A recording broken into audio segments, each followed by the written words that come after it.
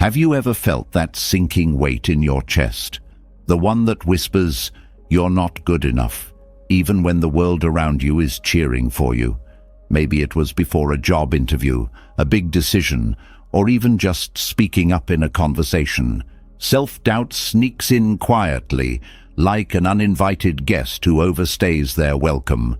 It clings to your thoughts, distorts your perception, and convinces you that you're smaller, weaker, or less capable than you truly are. It doesn't matter how successful you may seem to others, or how much you've achieved. Self-doubt has a way of finding cracks in your confidence. It loves to remind you of every mistake, every rejection, and every moment you fell short of your expectations. It turns those moments into proof that you'll never be enough. And here's the cruel trick. The louder that voice becomes, the more you hesitate, the more you shrink away from opportunities, and the more you start believing its lies. But here's the truth no one tells you. Self-doubt isn't your enemy. It's just a reflection of unhealed fears, past conditioning, and unrealistic standards you may have unknowingly inherited. And like every other emotion, self-doubt can be understood, managed, and transformed. You don't have to carry it like a permanent weight on your shoulders. Instead, you can learn to lighten that load and rediscover the quiet, steady confidence that's been waiting within you all along. There was a woman named Clara. She was like so many of us, smart, hard-working, and kind-hearted. From the outside, she had her life together, a stable job, a supportive circle of friends, and a long list of things she was proud of. But deep down, Clara carried a secret she rarely admitted to anyone, not even to herself. Every time she faced a challenge, whether it was speaking up at a meeting or sharing her creative ideas, her chest would tighten, her hands would sweat, and that same thought would echo in her mind. What if I fail? What if I'm not enough? Clara's self-doubt didn't come out of nowhere. It had been planted years ago, like a seed. As a child, she had a teacher who constantly compared her to others. "Why can't you be more like your classmates?" the teacher would say, even when Clara tried her best. At first, Clara brushed it off, but over time, she started to believe those words. She began to think that no matter how much effort she put in, she'd always fall short. That belief followed her into adulthood, quietly shaping how she saw herself. One day, Clara was invited to present an idea to her team, a project she had poured her heart into for months. It was her chance to shine, to show her creativity and leadership. But as the day of the presentation grew closer, so did the voice of her inner critic. "You're going to mess this up. You don't know what you're doing." They'll see right through you. Clara rehearsed her presentation a dozen times, but every time she practiced, her words felt clumsy, her thoughts scattered. The more she tried to prepare, the worse her anxiety became. On the morning of the meeting, she stood in front of the mirror, staring at her reflection, feeling the familiar weight pressing down on her chest. Part of her wanted to call in sick, to avoid the embarrassment of failing. She thought about how much easier it would be to let someone else take the spotlight. But then something surprising happened. Clara thought about all the hours she had spent on her project, all the obstacles she had overcome to get to this point. She thought about the people in her life who had encouraged her, who had seen her potential even when she couldn't. For the first time in a long time, she decided to question the voice of self-doubt instead of blindly accepting it. What if I can do this? That single thought was like a small crack of light breaking through a dark room. Clara took a deep breath, straightened her posture, and walked into that meeting. Her hands still trembled and her heart still raced, but she spoke with a quiet determination that surprised even herself. When she finished her presentation, her team didn't just applaud, they stood up, inspired by her vision and clarity. Later, As Clara reflected on the experience, she realized something important. The fear hadn't disappeared. She had still doubted herself. But in that moment, she chose to act anyway. She had learned to make space for her self-doubt without letting it control her. Clara's story isn't unique. It's all of us. Whether you're facing a big moment in life or simply trying to get through the day, self-doubt is something we all encounter. It doesn't care about your age, background, or achievements. It whispers the same fears into everyone's ear. You're not ready. You'll fail. You're not worthy. But here's the thing no one tells you. Self-doubt isn't an all-powerful force. It's just a voice. And like every voice, it can be challenged. It thrives on silence and avoidance, but the moment you start questioning it, its grip begins to loosen. Self-doubt often roots itself in our past, comments, experiences, or failures that left a mark on us. We carry those moments forward, allowing them to define how we see ourselves. But Buddhism teaches us something revolutionary. We are not our past. We are not our mistakes, our fears, or the labels we cling to. The person you were yesterday doesn't have to dictate the person you can be today. Every moment is an opportunity to start fresh, to step forward with courage and self-compassion. In Buddhist philosophy, the concept of impermanence reminds us that nothing in life is permanent. Not our emotions, not our circumstances, not even our doubts. Everything is constantly changing, and that includes you. The version of yourself that feels stuck or uncertain isn't set in stone. You're always growing, learning, and evolving, even when you can't see it. Another cornerstone of Buddhist wisdom is self-compassion, the practice of treating yourself with the same kindness and understanding you would offer a close friend. How often do you beat yourself up for falling short or making mistakes? And yet, if someone you loved came to you with the same struggles, you'd comfort them, encourage them, and remind them of their worth. What would happen if you spoke to yourself that way? And then there's mindfulness, the art of being fully present. When self-doubt takes hold, it often pulls you into the past or projects you into an imagined future. It replays old failures or invents scenarios where everything goes wrong. But when you anchor yourself in the present moment, those fears lose their power. You realize that in this moment, right now, you have everything you need to take the next step. Here's the truth. Self-doubt will never disappear completely. It's part of being human, but you don't have to let it dictate your life. You can learn to recognize it for what it is, a passing thought, not a permanent truth. You can create space between yourself and your inner critic, giving your confidence the room it needs to grow. Think about all the times you doubted yourself and still moved forward. Think about the moments when you proved yourself wrong, when you accomplished something despite your fears. Those moments weren't accidents. They were glimpses of your true potential, the parts of you that self-doubt can never touch. You have the power to rewrite the narrative in your mind. You can choose to see yourself not through the lens of fear, but through the lens of possibility. And when you do, you'll find that the confidence you've been searching for isn't something you have to create from scratch. It's already there, waiting for you to uncover it. So, today, take the first step. Question the voice of doubt.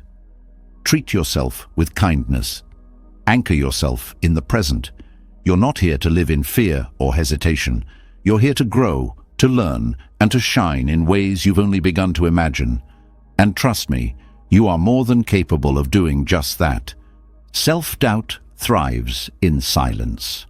It grows in the shadows of uncertainty, nurtured by the small moments when you hesitate, question, or tell yourself, maybe I'm just not enough. The real challenge is that most of us never pause long enough to ask where this feeling comes from. Is it born of failure? Is it the voice of someone who once doubted you and left their words carved into your mind? Or is it something deeper, something tied to how we see ourselves, how we cling to certain beliefs, and how we fear letting go of control?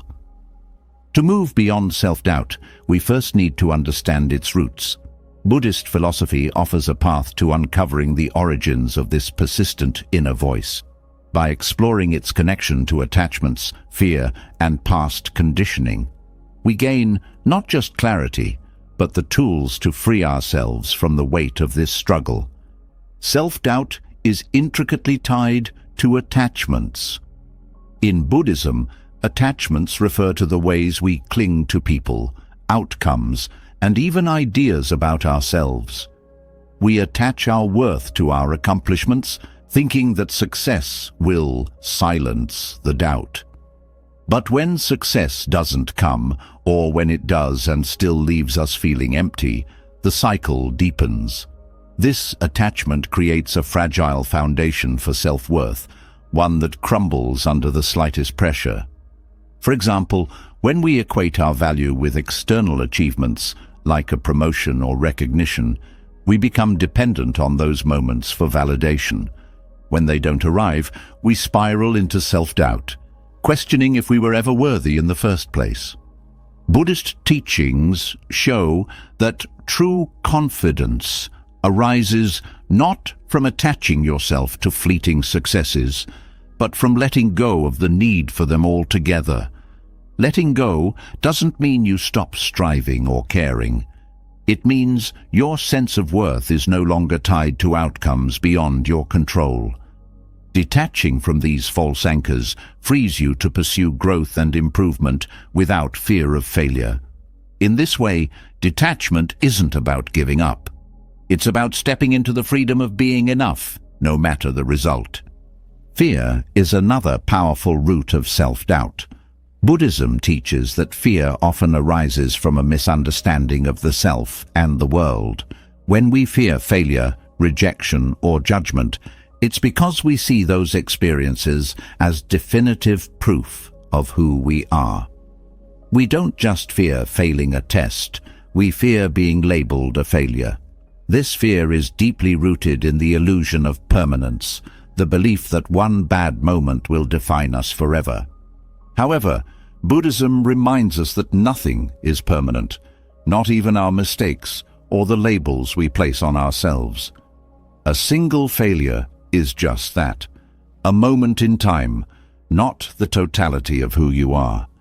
When you embrace the impermanence of all things, you begin to see fear for what it truly is, a fleeting emotion, not an unshakable truth. This perspective allows you to take risks and face challenges without the weight of self-doubt holding you back. Instead of fearing what could go wrong, you start to see every experience as a chance to grow and learn. Past conditioning is perhaps the most deeply ingrained source of self-doubt. The things we were told as children, the experiences we've had, and the societal standards we've absorbed all shape how we see ourselves. If you were criticized often, you might carry an internalized belief that you're never good enough. If you were constantly compared to others, you may feel like you're always falling short. These patterns run so deep that they become automatic, influencing your thoughts and actions without you even realizing it. Buddhism emphasizes the importance of awareness in breaking free from these patterns. By practicing mindfulness, you can begin to notice the thoughts and beliefs that arise without judging them or identifying with them. For example, when a thought like, "I'm not smart enough," appears, mindfulness allows you to see it as just a thought, not a fact. This small shift is incredibly powerful. It creates a space between you and your self-doubt, giving you the freedom to choose a different response. In addition to mindfulness, the Buddhist concept of karma provides insight into how past conditioning shapes our present. Karma isn't about punishment or reward. It's about cause and effect. The thoughts and actions you engage in repeatedly create mental habits, much like grooves on a well-worn path. If your mental habits are rooted in self-criticism and doubt, those grooves deepen, making it harder to think differently. But the good news is that these patterns are not fixed. By consciously choosing thoughts and actions that reflect self-compassion and confidence, you begin to carve new grooves, rewiring the way you respond to challenges. This process isn't easy. Letting go of attachments, facing your fears, and breaking free from past conditioning requires patience and effort. But Buddhism teaches that the journey itself is part of the transformation. Every step you take toward understanding the roots of your self-doubt brings you closer to the unshakable confidence that lies beneath it. For instance, consider the practice of metta, or loving-kindness meditation. This practice involves sending thoughts of compassion and goodwill to yourself and others. At first, it might feel awkward or even pointless, especially if you're used to being critical of yourself. But over time, metta helps to soften the harsh inner voice that fuels self-doubt. It reminds you that you are deserving of kindness, not because of what you've achieved, but simply because you exist. This shift in perspective is profound. It doesn't just counteract self-doubt, it transforms the way you see yourself entirely. Fear and doubt also thrive in isolation. When you keep your struggles hidden, they feel larger and more insurmountable. This is why Buddhist teachings emphasize the importance of Sangha, or community. Surrounding yourself with supportive, like-minded individuals provides both encouragement and perspective. It's easier to challenge your self-doubt when you're reminded that you're not alone in your struggles.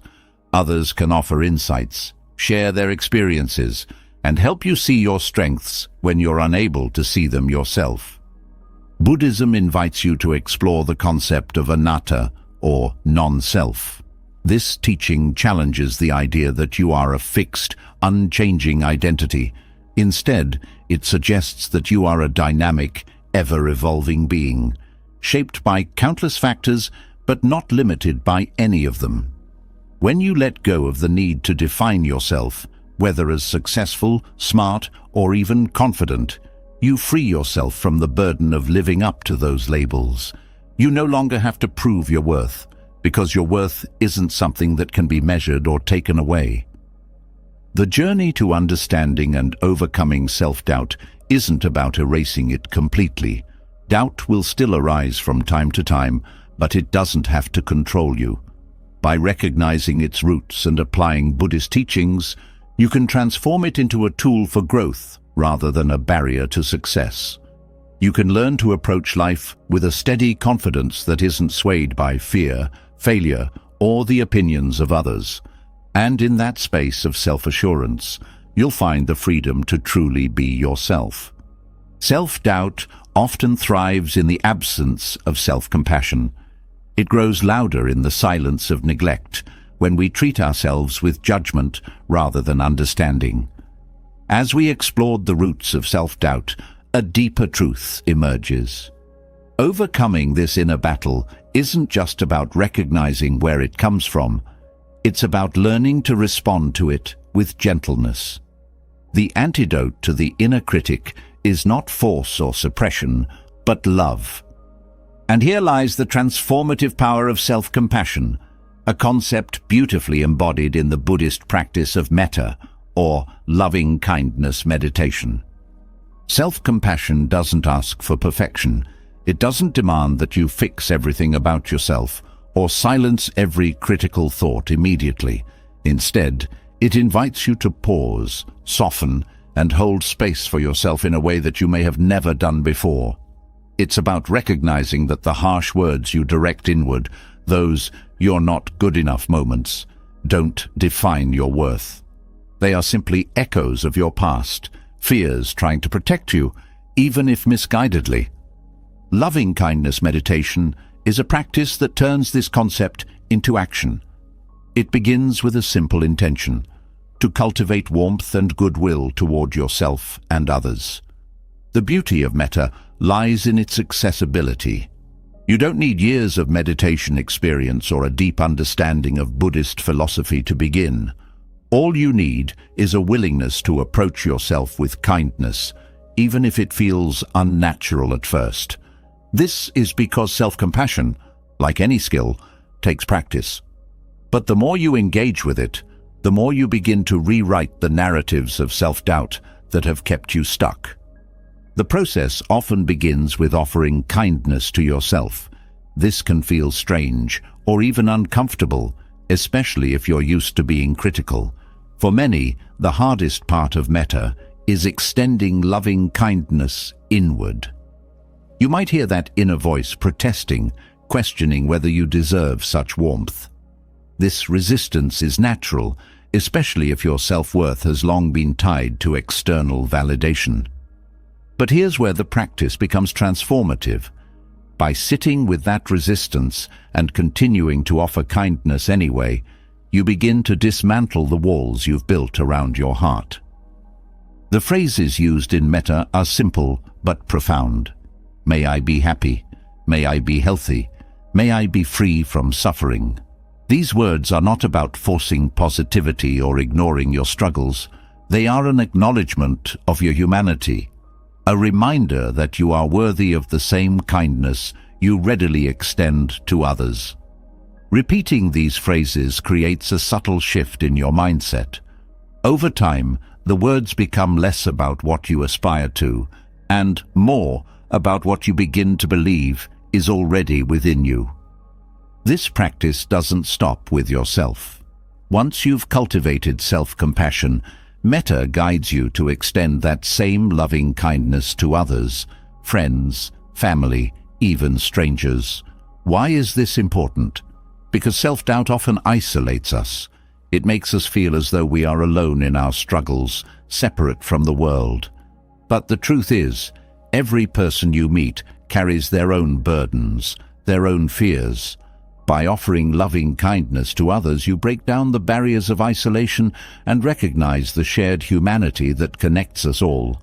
This recognition is a powerful antidote to self-doubt because it shifts your focus from "what's wrong with me" to "we are all in this together." As you deepen your metta practice, you may even be encouraged to extend kindness to those who challenge you or have caused you pain. This can feel like an impossible task at first, especially if the wounds are still fresh.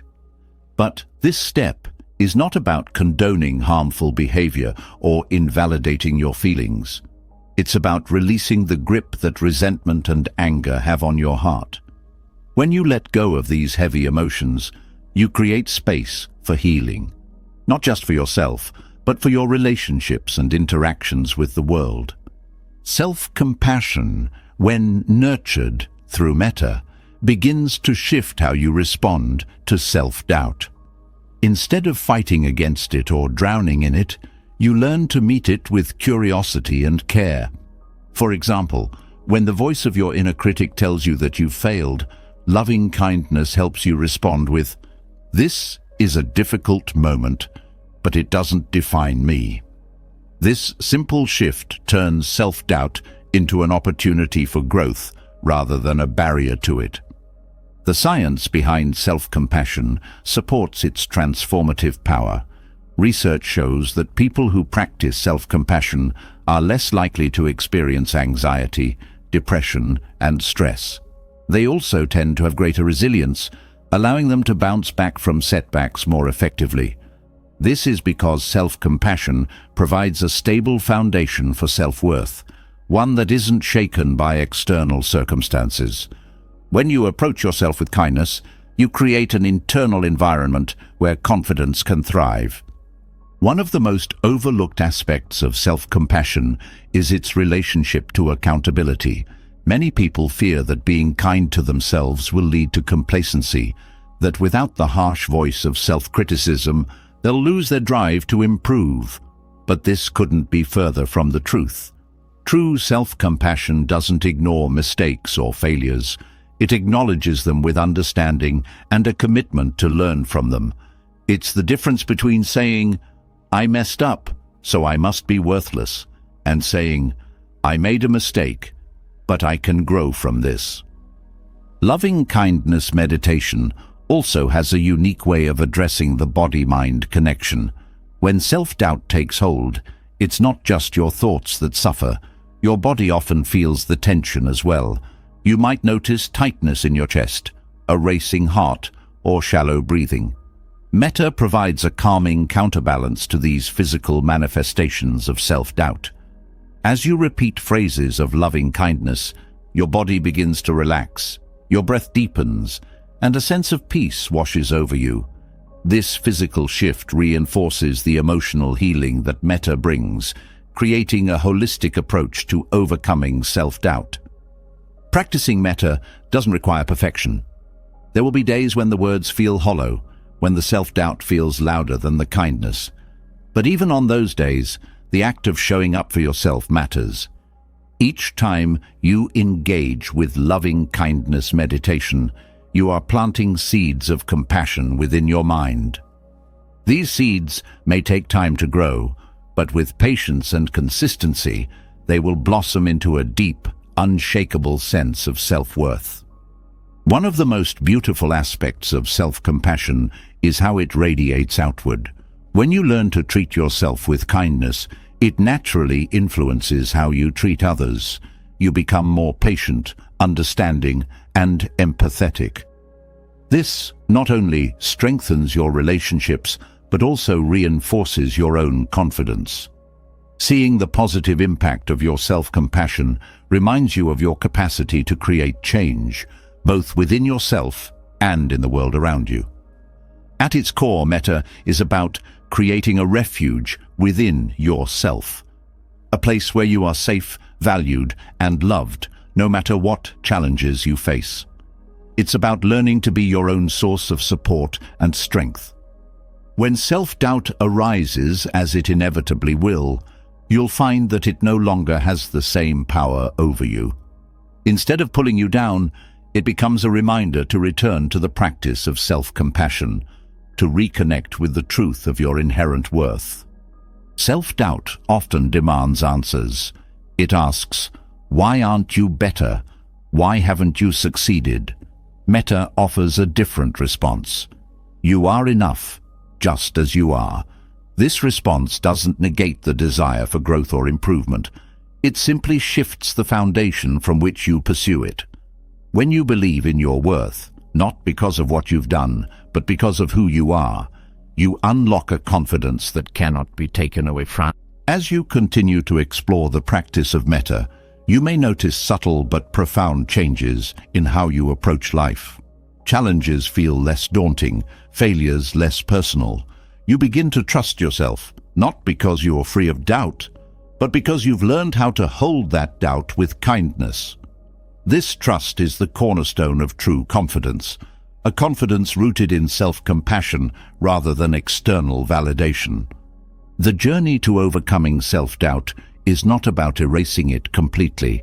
It's about learning to meet it with love, to see it as a part of your human experience rather than a flaw.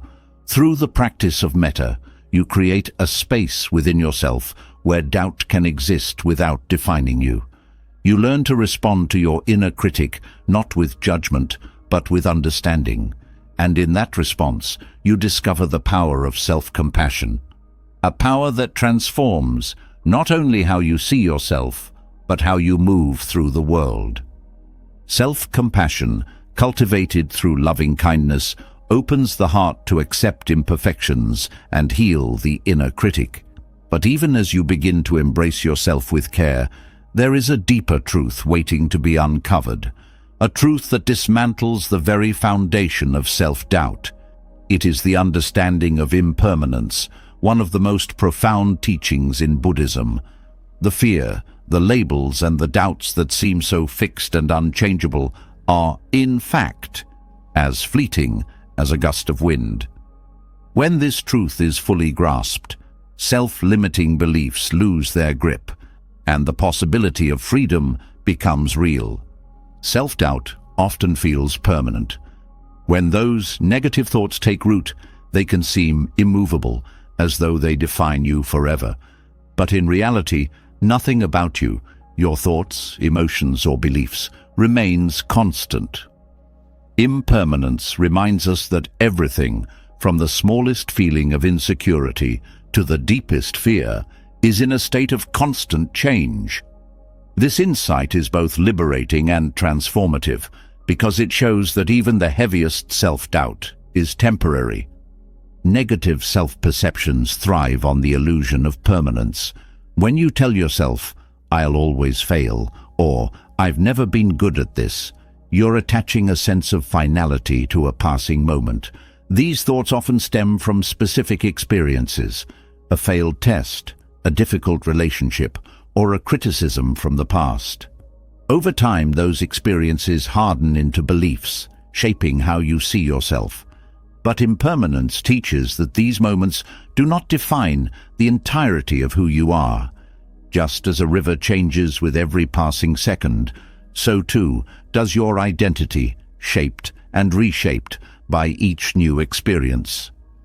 When you understand impermanence, you begin to see that clinging to self-limiting beliefs is like holding onto a handful of sand. The tighter your grip, the more it slips through your fingers. Letting go doesn't mean ignoring those beliefs or pretending they don't exist. It means loosening your hold on them, giving them the space to change and dissolve naturally. This is where the practice of mindfulness becomes crucial. By staying present with your thoughts and emotions, you can observe their transient nature. You may notice that a feeling of inadequacy arises, peaks, and then fades, much like a wave returning to the ocean. The more you witness this process, the less power those feelings hold over you. Impermanence also challenges the stories you tell yourself about your identity. Often, self-doubt is rooted in labels. I'm not smart. I'm not confident. I'm not capable. These labels can feel absolute, but they are merely narratives your mind has constructed over time. Buddhism encourages you to question these narratives and see them for what they are: temporary constructs, not eternal truths. For example, if you once struggled in a public speaking situation, your mind might label you as bad at public speaking. But that single event doesn't account for your potential to grow, learn, and improve. When you embrace impermanence, you realize that you're not confined by these labels. You are a dynamic being, constantly evolving and capable of change. Letting go of negative self-perceptions also means releasing attachment to outcomes. Self-doubt often arises when you tie your worth to specific results: getting a promotion, achieving perfection, or receiving validation from others. These outcomes become benchmarks against which you measure your value. But impermanence reveals the futility of this attachment, because no outcome, no matter how desirable, can provide lasting satisfaction. The moment you achieve one goal, another takes its place, and the cycle of self-doubt begins anew. By letting go of this attachment, you free yourself to pursue growth for its own sake, without the burden of needing to prove anything. Understanding impermanence shifts your perspective on failure. Failure is often seen as a reflection of your inadequacy, a sign that you're not capable or deserving. But when viewed through the lens of impermanence, failure becomes just another moment in the ever-changing flow of life. It's not a final judgment on your abilities. It's a stepping stone, a temporary experience that offers lessons and opportunities for growth. When you stop clinging to the idea that failure defines you, you open yourself to new possibilities and take risks without fear. Another powerful aspect of impermanence is how it transforms your relationship with fear.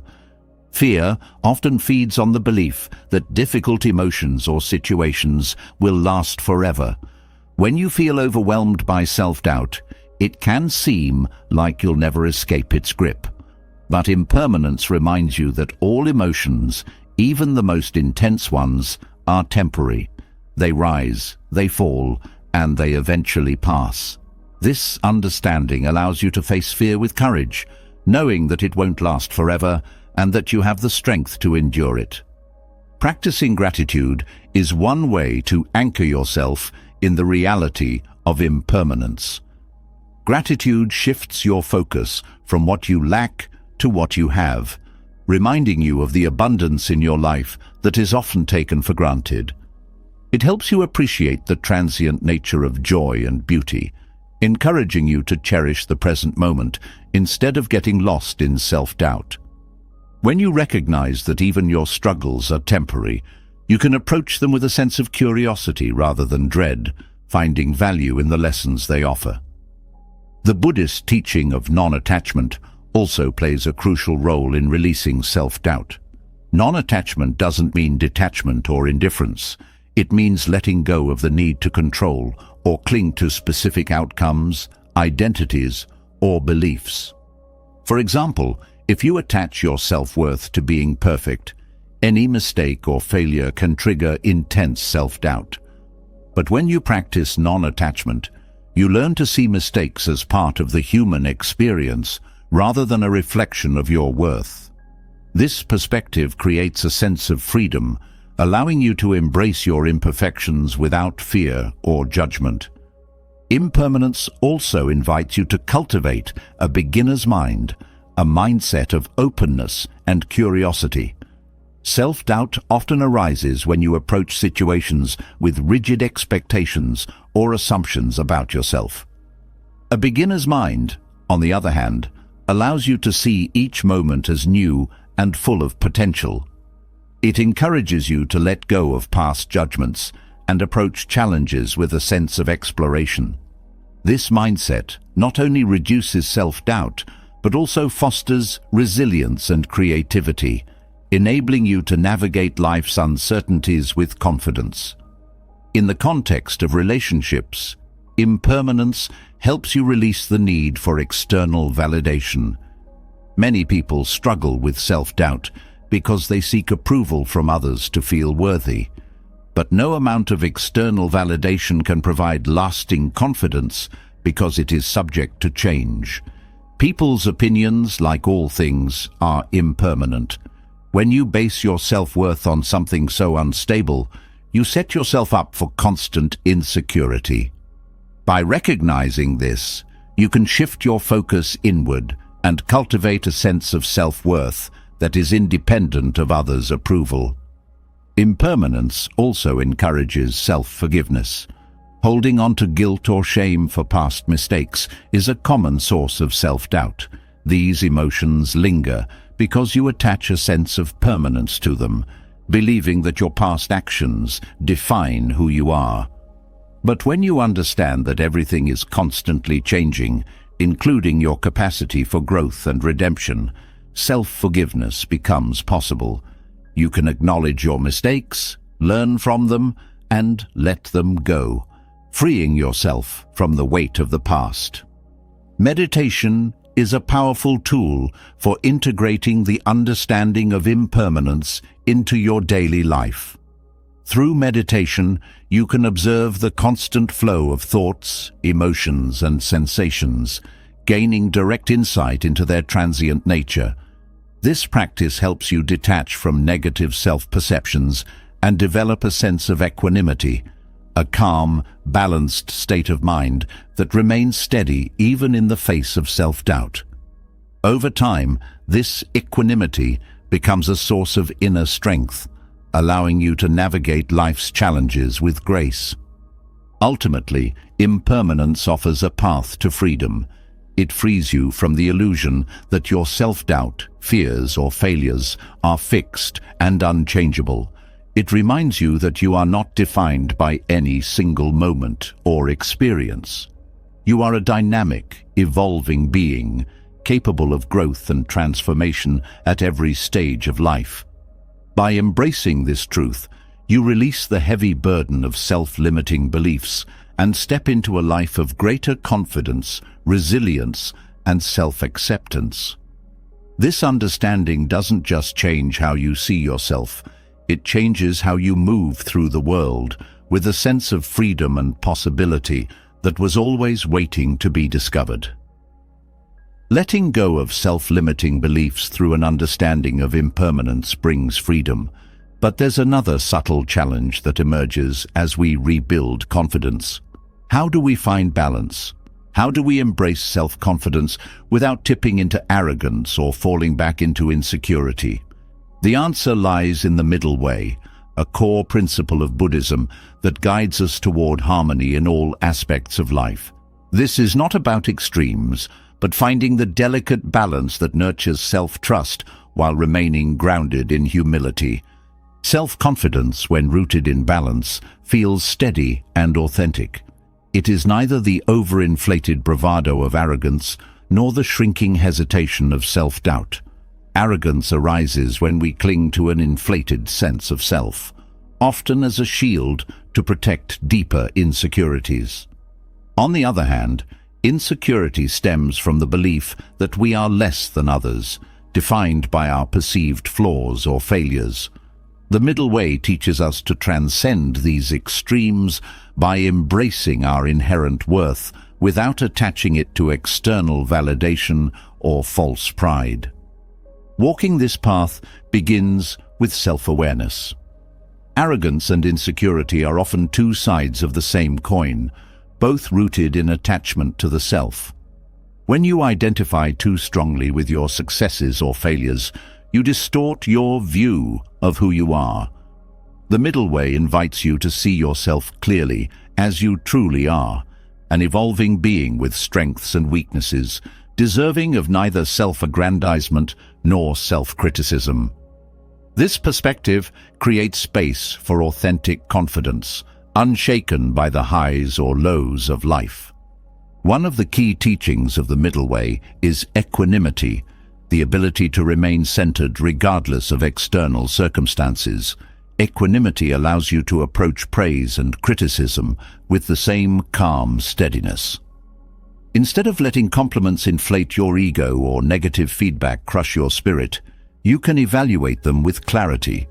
This doesn't mean ignoring feedback, but rather recognizing that neither praise nor criticism defines your worth. When you cultivate equanimity, you develop the resilience to navigate life's ups and downs without losing your balance.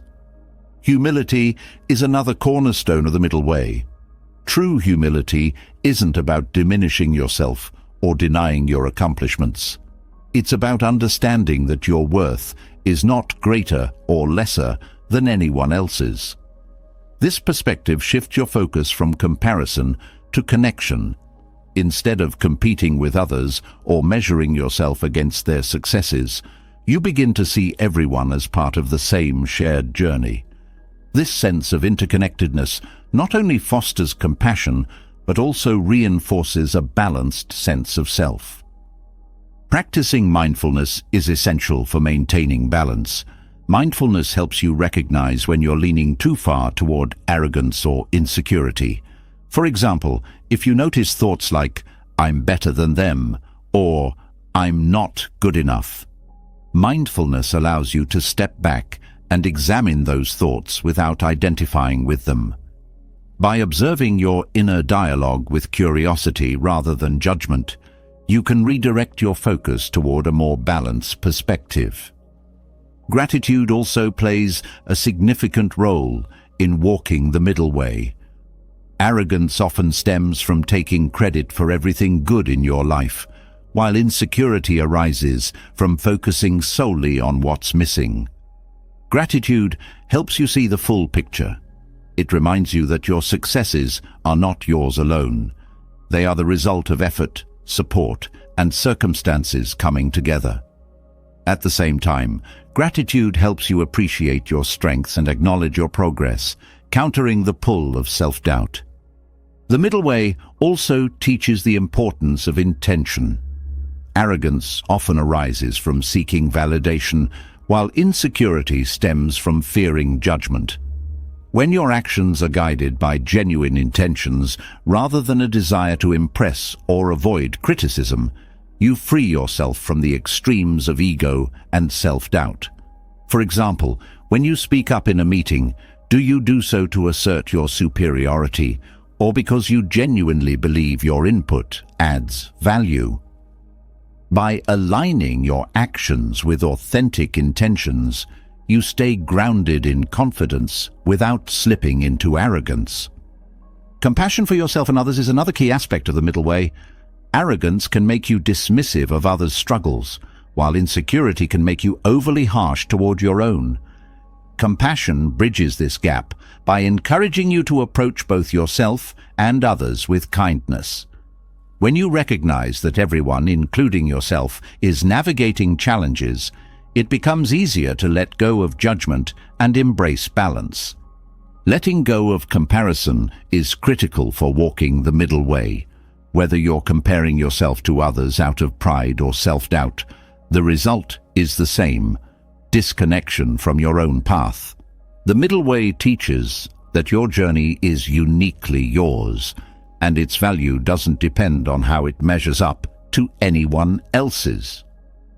When you stop comparing, you free yourself to focus on growth and self-improvement, unburdened by the need to prove anything. Understanding non-attachment is vital for balancing self-confidence. Arrogance often arises from attachment to achievements, while insecurity comes from attachment to failures. Non-attachment doesn't mean indifference. It means releasing the need to derive your worth from external outcomes. When you practice non-attachment, you can celebrate your successes without clinging to them and learn from your failures without being defined by them. This creates a stable foundation for confidence, one that isn't swayed by external circumstances. Self-reflection is an important tool for maintaining balance. Taking time to reflect on your thoughts, actions, and motivations helps you stay aligned with the middle way. For example, if you notice that you're seeking validation through your accomplishments, you can gently remind yourself of your inherent worth. Similarly, if you find yourself doubting your abilities, you can reflect on the progress you've made and the lessons you've learned.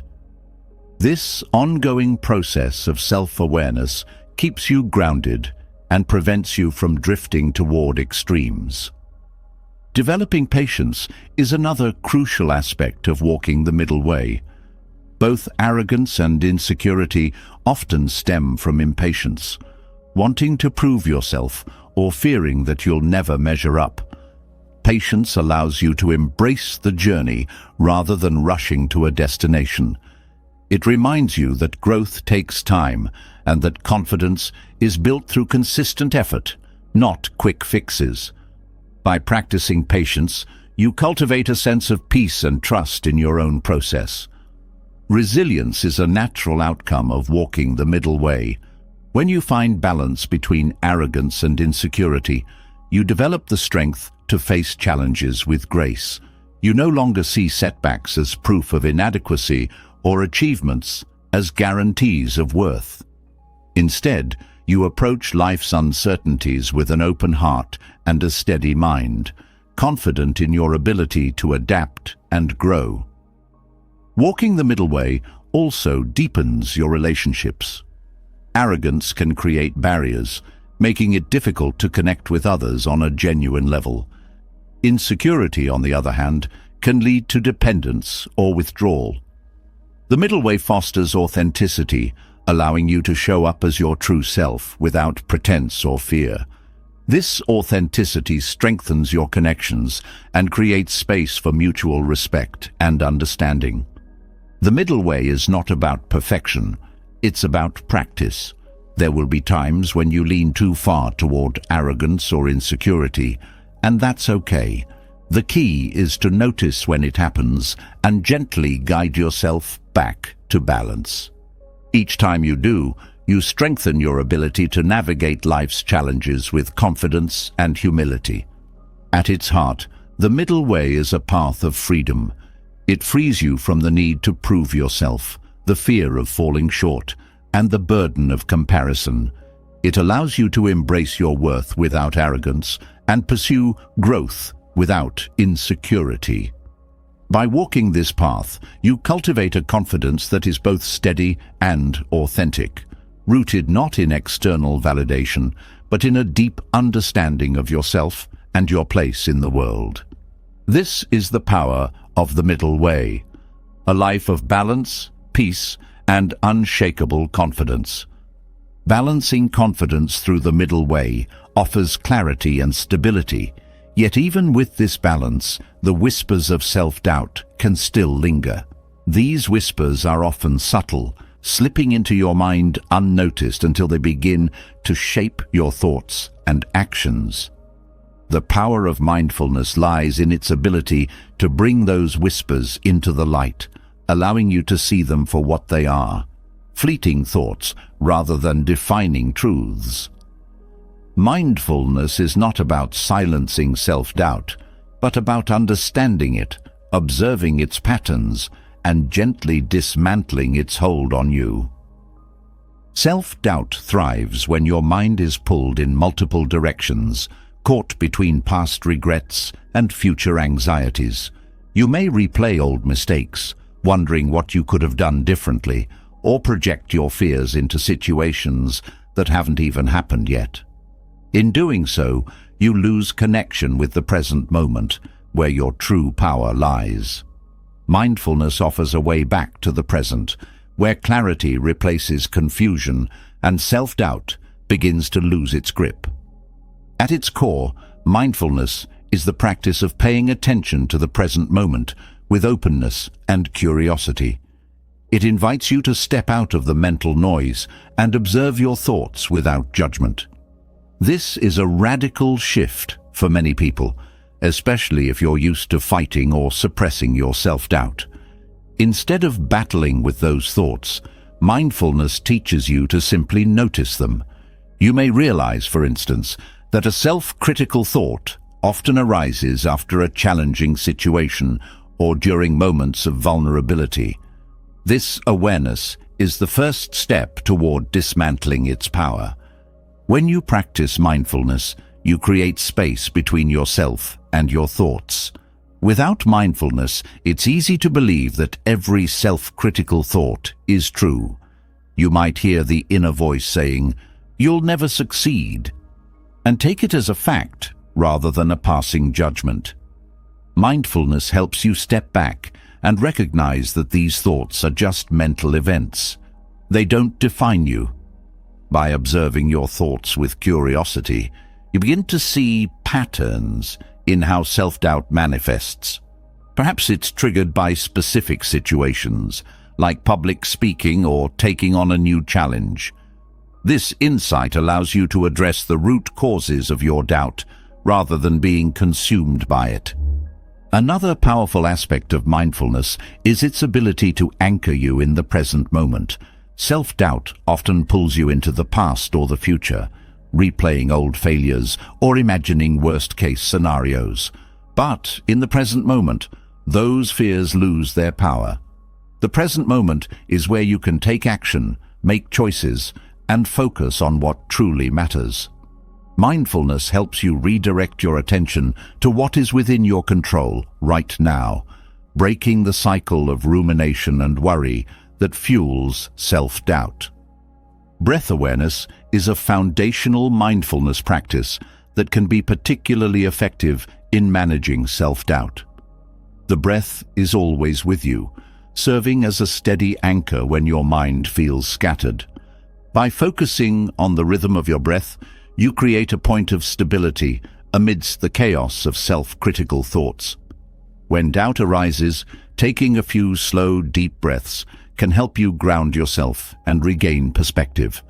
This simple practice not only calms the mind, but also signals to your nervous system that it's safe to let go of fear and tension. Mindfulness also invites you to explore the sensations in your body, which are often overlooked when dealing with self-doubt. When doubt takes hold, it's not just a mental experience, it's physical too. You might feel a tightness in your chest, a knot in your stomach, or a heaviness in your shoulders. By tuning into these sensations, you can begin to understand how self-doubt manifests in your body. This awareness allows you to release tension and create a sense of ease, helping you respond to self-doubt with compassion rather than resistance. Self-doubt often thrives in silence, growing stronger when you avoid facing it. Mindfulness encourages you to meet your doubt head-on, not with force, but with curiosity. What does it feel like? What thoughts accompany it? What stories are you telling yourself?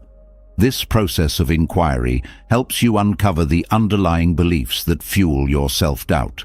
For instance, you might discover that your doubt stems from a fear of judgment or a need for perfection. Once these beliefs come into the light, you can begin to question their validity and loosen their hold on you. One of the most transformative aspects of mindfulness is its ability to cultivate self-compassion. As you become more aware of your self-critical thoughts, you may also notice a tendency to judge yourself for having them. Mindfulness teaches you to approach these moments with kindness instead of criticism. When doubt arises, instead of saying, "Why can't I just be more confident?" you can say, "This is a moment of struggle, and that's okay." This simple shift creates a space for healing and growth, allowing you to move forward without the weight of self-judgment. Mindfulness also helps you develop a more realistic perspective on your thoughts. Without mindfulness, it's easy to fall into the trap of catastrophizing, blowing small doubts or fears out of proportion.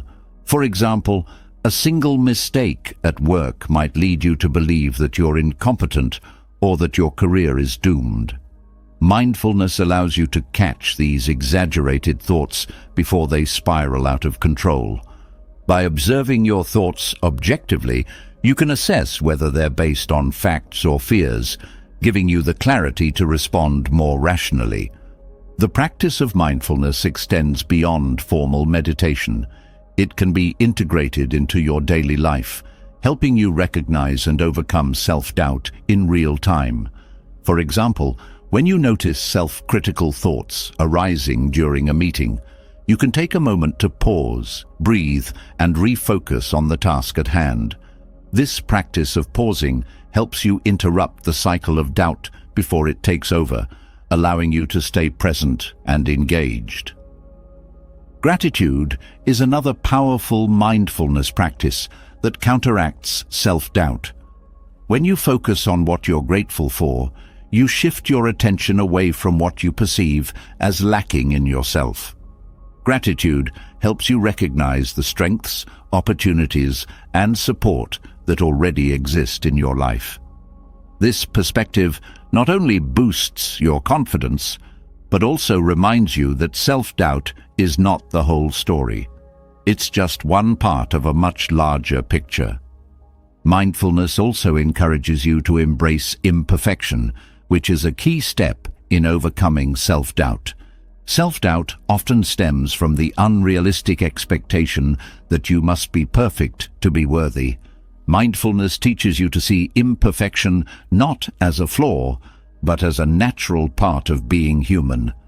When you accept yourself as you are, including your doubts and fears, you free yourself from the need to constantly prove your worth. The beauty of mindfulness is that it meets you where you are. You don't need to be free of self-doubt to practice mindfulness. In fact, doubt can be a valuable teacher within the practice. Each time you observe a self-critical thought without reacting to it, you strengthen your ability to remain present and grounded. Over time, this practice builds a foundation of inner strength and resilience, enabling you to face challenges with greater confidence and clarity. Ultimately, mindfulness is not about erasing self-doubt, but transforming your relationship with it. Through mindfulness, you learn to see doubt as a passing wave rather than a defining feature of who you are. You develop the ability to stay present and steady, even when the waters of your mind feel turbulent. This steady presence becomes the foundation for authentic confidence, a confidence rooted not in the absence of doubt, but in your ability to navigate it with awareness and compassion. By embracing mindfulness, you discover that self-doubt is not an obstacle to be feared, but an opportunity for growth. Each moment of doubt becomes an invitation to return to the present, to reconnect with your breath, and to remember your inherent worth. This practice doesn't just change how you handle self-doubt, it transforms how you see yourself and your place in the world. Through mindfulness, you reclaim your power to choose how you respond to your thoughts, creating a life of greater freedom, clarity, and confidence. Mindfulness opens the door to observing self-doubt without attachment, helping you navigate the waves of your inner dialogue with clarity and calm. Yet even as you anchor yourself in the present, there's a deeper question waiting to be addressed. Who are you beyond the labels you've collected? The world is quick to assign titles: success, failure, worthy, unworthy, and over time, these labels can become cages, limiting how you see yourself. Detaching from these labels is not about denying your experiences, but about reclaiming the freedom to define yourself beyond fleeting moments of triumph or defeat. Labels often feel absolute, shaping the way you interact with the world. When you succeed, you might feel validated, carrying the label of capable or talented.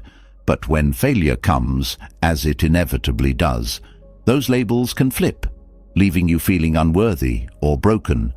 This back and forth creates an unstable foundation for self-worth, one tied entirely to external outcomes. Buddhist principles of detachment offer a path out of this cycle, reminding you that who you are is not defined by the labels the world gives you, or the ones you give yourself. The first step in detaching from labels is recognizing how they form. Often, labels arise from isolated events, a single success that leads to the label of winner, or a single mistake that results in being branded a failure. Over time, these moments are strung together to create a narrative about who you are. But these narratives are incomplete. They focus on specific fragments of your life while ignoring the broader, ever-changing reality of your existence. When you identify too strongly with these labels, you lose sight of the truth that you are far more complex than any single word can capture. Detachment from labels doesn't mean dismissing your achievements or struggles. Instead, it means loosening the grip these labels have on your identity. For instance, if you define yourself as successful, what happens when you face a setback?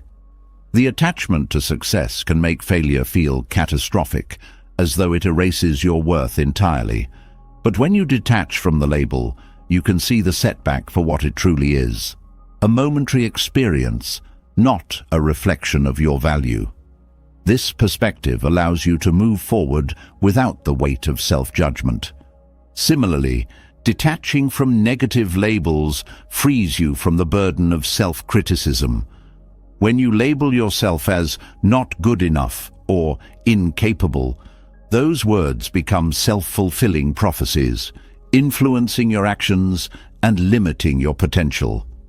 Detachment allows you to challenge these labels, asking whether they truly reflect who you are or if they're merely echoes of past experiences. By questioning the validity of these labels, you begin to reclaim the power to define yourself on your own terms. Buddhism teaches that attachment to labels stems from the illusion of permanence. Labels feel fixed, as though they define you forever, but in reality, they are as impermanent as any other aspect of life. Your identity is not a static object. It's a dynamic process shaped by countless experiences, choices, and interactions. Recognizing this impermanence allows you to let go of rigid definitions and embrace the fluidity of your existence. You're not your past mistakes, nor are you confined to your past successes. You're constantly evolving, and no single label can capture the entirety of who you are. Another key teaching in Buddhism is the concept of non-self, or anatta, which challenges the idea of a fixed, unchanging identity. When you attach yourself to labels, you create a false sense of self, as though you can be neatly categorized into a single word or phrase. But the truth is, There is no singular self to define.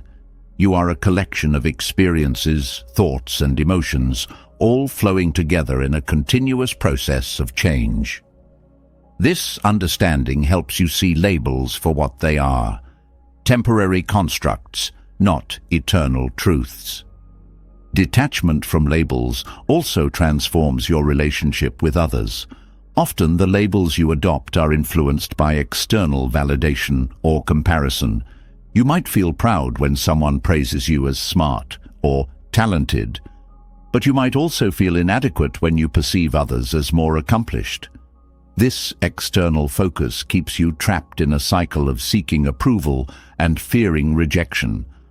By letting go of the need for validation, you free yourself from the pressure to live up to others' expectations, allowing you to define success and fulfillment on your own terms.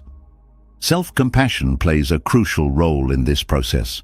When you detach from labels, you may initially feel vulnerable, as though you've lost the framework that gave your life meaning. Self-compassion provides a soft landing, reminding you that your worth is not dependent on any label or achievement. It encourages you to treat yourself with kindness and understanding, even as you navigate the uncertainty of redefining your identity.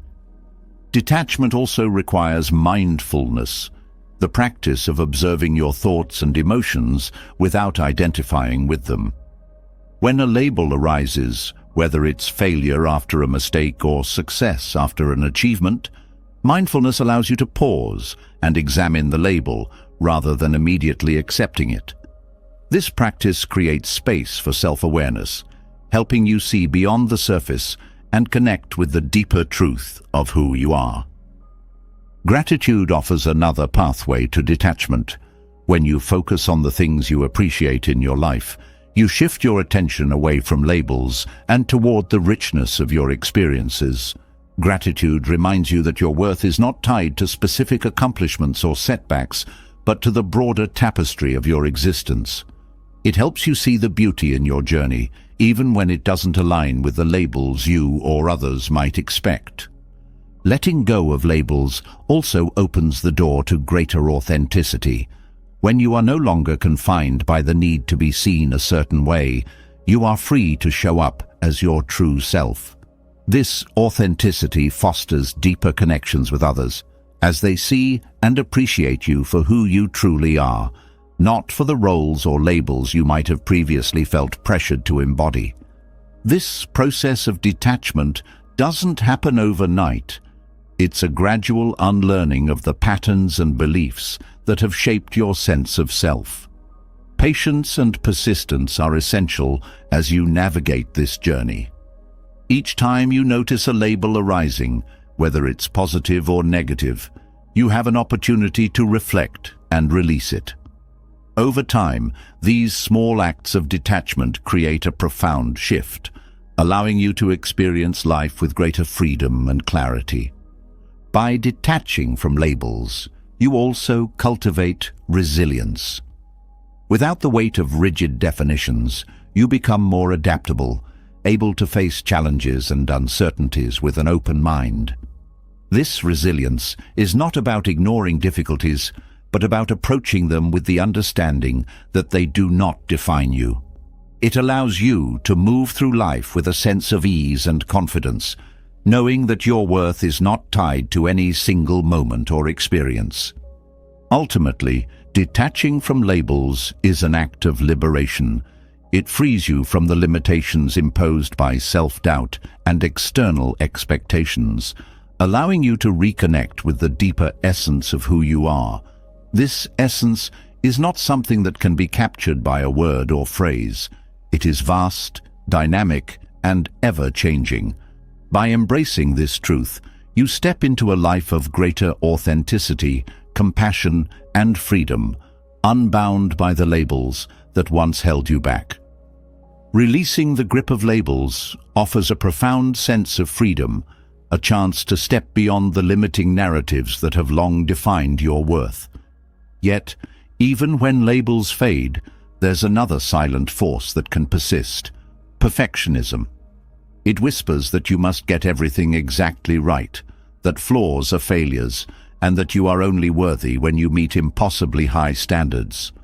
This relentless pursuit of perfection doesn't just exhaust you, it feeds self-doubt. Buddhist wisdom reveals a different path, one that teaches you to embrace imperfections as a source of strength and confidence rather than a cause for shame. Perfection is an illusion, yet it holds a powerful sway over the way many people live their lives. You might believe that achieving perfection will bring happiness, acceptance, or peace, but in reality, this belief creates a constant state of dissatisfaction.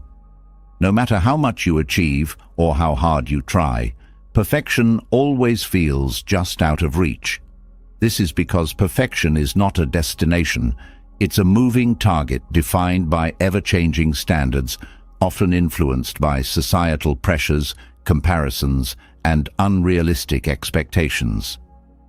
The pursuit of perfection often masks deeper fears and insecurities. You might strive to be perfect to avoid criticism, rejection, or failure. But this avoidance only deepens self-doubt, as it reinforces the idea that you are not enough as you are. Buddhism teaches that this attachment to an idealized version of yourself is a form of suffering. By clinging to the idea of perfection, you disconnect from your true self and the beauty of the present moment. Accepting imperfections begins with the practice of self-awareness. Perfectionism thrives in an environment of harsh self-criticism, where flaws are magnified and achievements are minimized. When you bring mindfulness to your thoughts and emotions, you can begin to see how perfectionism operates within you.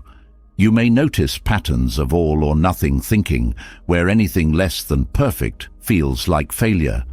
You may also become aware of the pressure you place on yourself to meet impossible standards. This awareness is the first step in breaking free from the grip of perfectionism.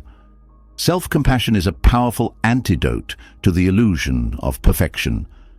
When you treat yourself with kindness and understanding, you create a safe space to acknowledge your flaws without judgment. Buddhist teachings emphasize that imperfections are not something to be feared or hidden.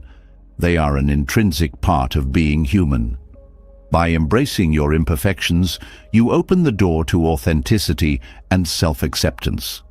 This doesn't mean ignoring areas where you want to grow. It means recognizing that growth and imperfection can coexist. Perfectionism often leads to a fear of vulnerability. You may avoid taking risks or trying new things because you're afraid of making mistakes or being seen as less than perfect. However, Buddhist wisdom reminds us that vulnerability is not a weakness. It is a sign of courage and strength. When you allow yourself to be vulnerable, you create opportunities for connection, learning, and growth.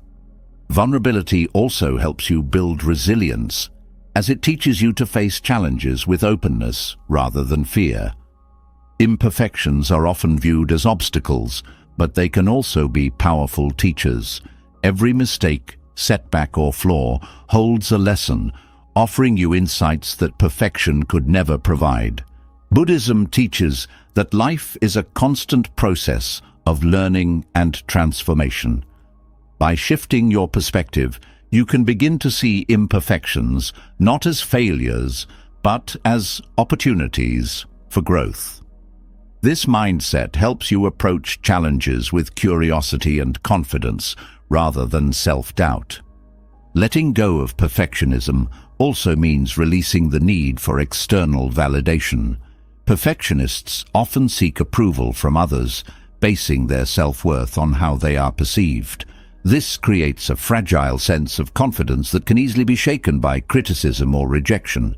Buddhist principles of non-attachment teach that true confidence comes from within, not from the opinions of others. When you detach from the need for validation, you free yourself to live authentically, guided by your own values rather than external expectations. Another key aspect of overcoming perfectionism is practicing gratitude. Perfectionism focuses on what is lacking, highlighting flaws and shortcomings. Gratitude shifts your attention to what is already present. helping you appreciate your strengths, achievements, and the progress you've made. This doesn't mean ignoring areas for improvement. It means recognizing that you are enough as you are while still striving for growth. Gratitude fosters a sense of contentment and confidence, allowing you to move forward without the weight of perfectionism. Perfectionism often creates a fear of failure, which can paralyze you and prevent you from taking action. Buddhism encourages a different approach, embracing failure as an inevitable and valuable part of life. Failure is not a reflection of your worth, but a natural outcome of effort and risk-taking. Each failure brings with it a lesson, helping you refine your skills, expand your perspective, and build resilience. When you stop fearing failure, you free yourself to pursue your goals with confidence and creativity. Mindfulness is an essential tool in dismantling the illusion of perfection. Through mindfulness, you learn to observe your thoughts and feelings without judgment.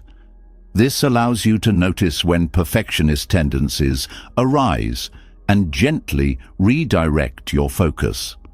For example, when you catch yourself thinking, "This isn't good enough," mindfulness helps you pause and ask, "Good enough for what?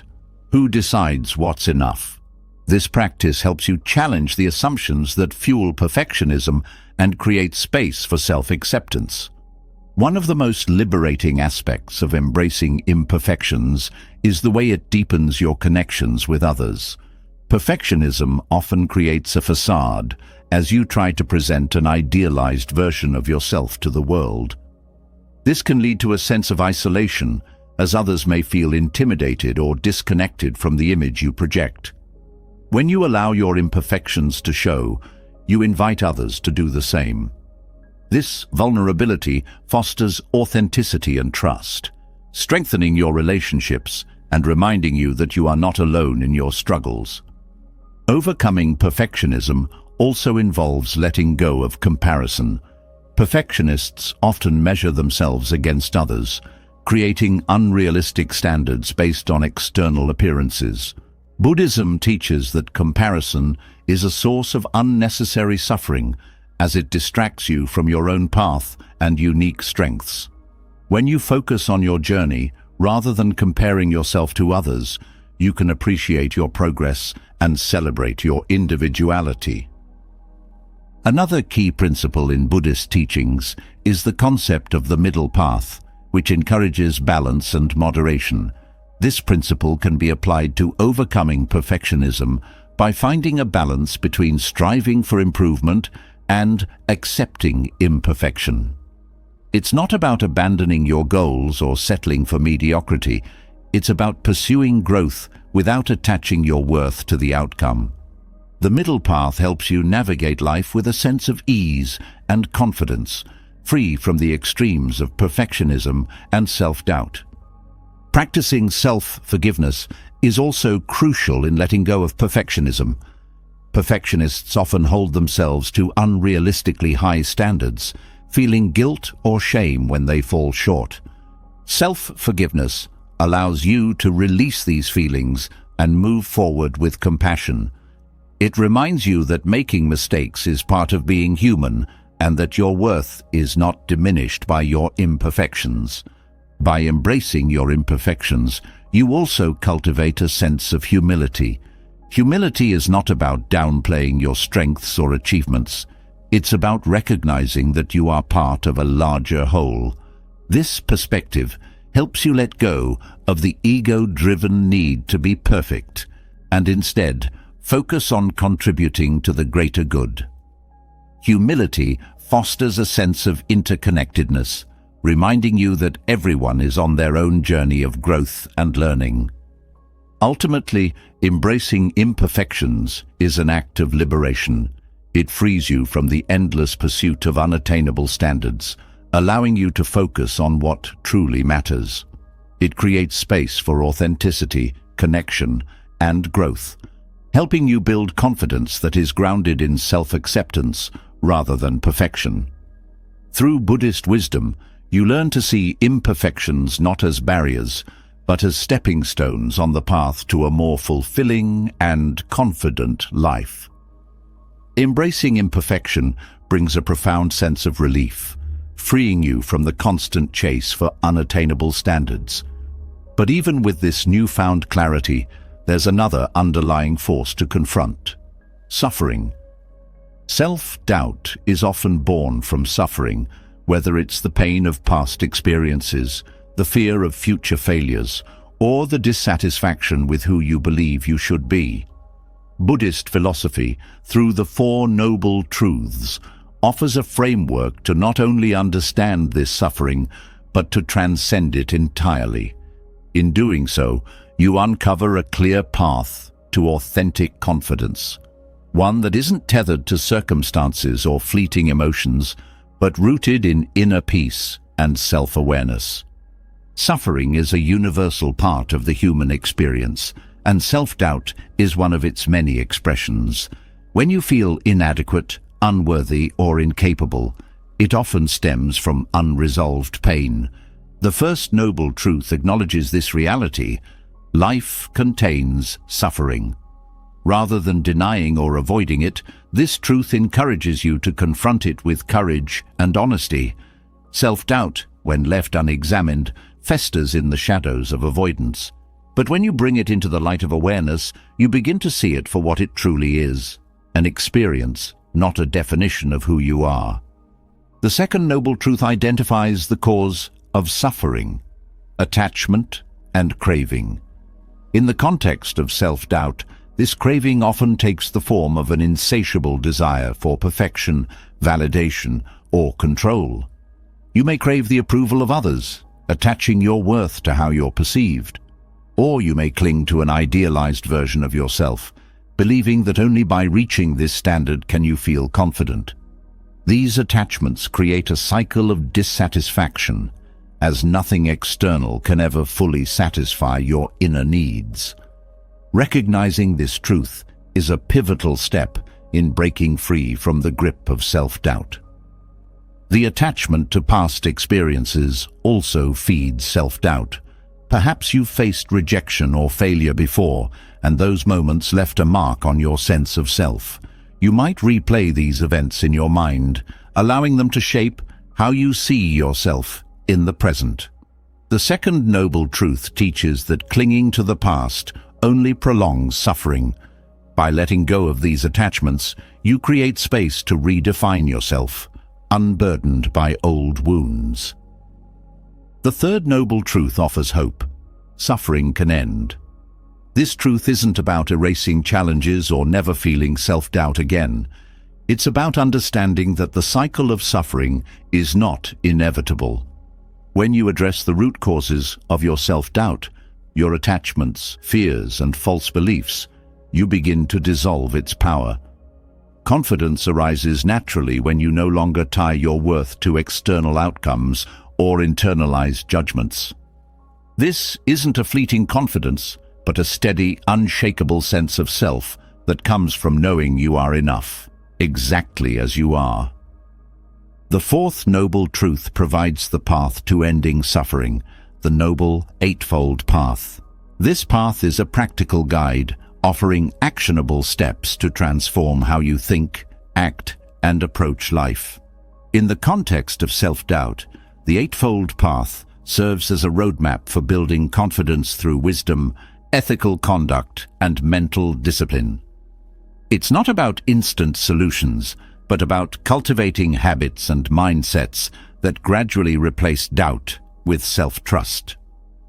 Right view, the first step of the Eightfold Path, encourages you to see reality clearly. Self-doubt often distorts your perception, making you focus on your flaws while ignoring your strengths. By practicing right view, you learn to see yourself and your experiences with honesty and balance. This clarity helps you recognize the patterns of thought that fuel your doubt and replace them with perspectives rooted in truth and compassion. Right intention follows, guiding you to align your thoughts and actions with your values. Self-doubt can make you second-guess your decisions, leading to hesitation and fear. Right intention helps you cut through this noise by grounding yourself in purpose. When you act with intention, you move forward with confidence, knowing that your choices reflect your true self rather than the expectations of others. Right speech, another aspect of the Eightfold Path, invites you to examine how you communicate, not just with others, but with yourself.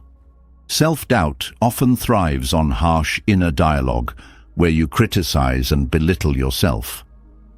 Practicing right speech means speaking to yourself with kindness and truth. This doesn't mean ignoring areas where you want to improve, but framing your self-talk in a way that encourages growth rather than tearing yourself down. Right action and right livelihood. Further reinforce confidence by aligning your actions with ethical principles.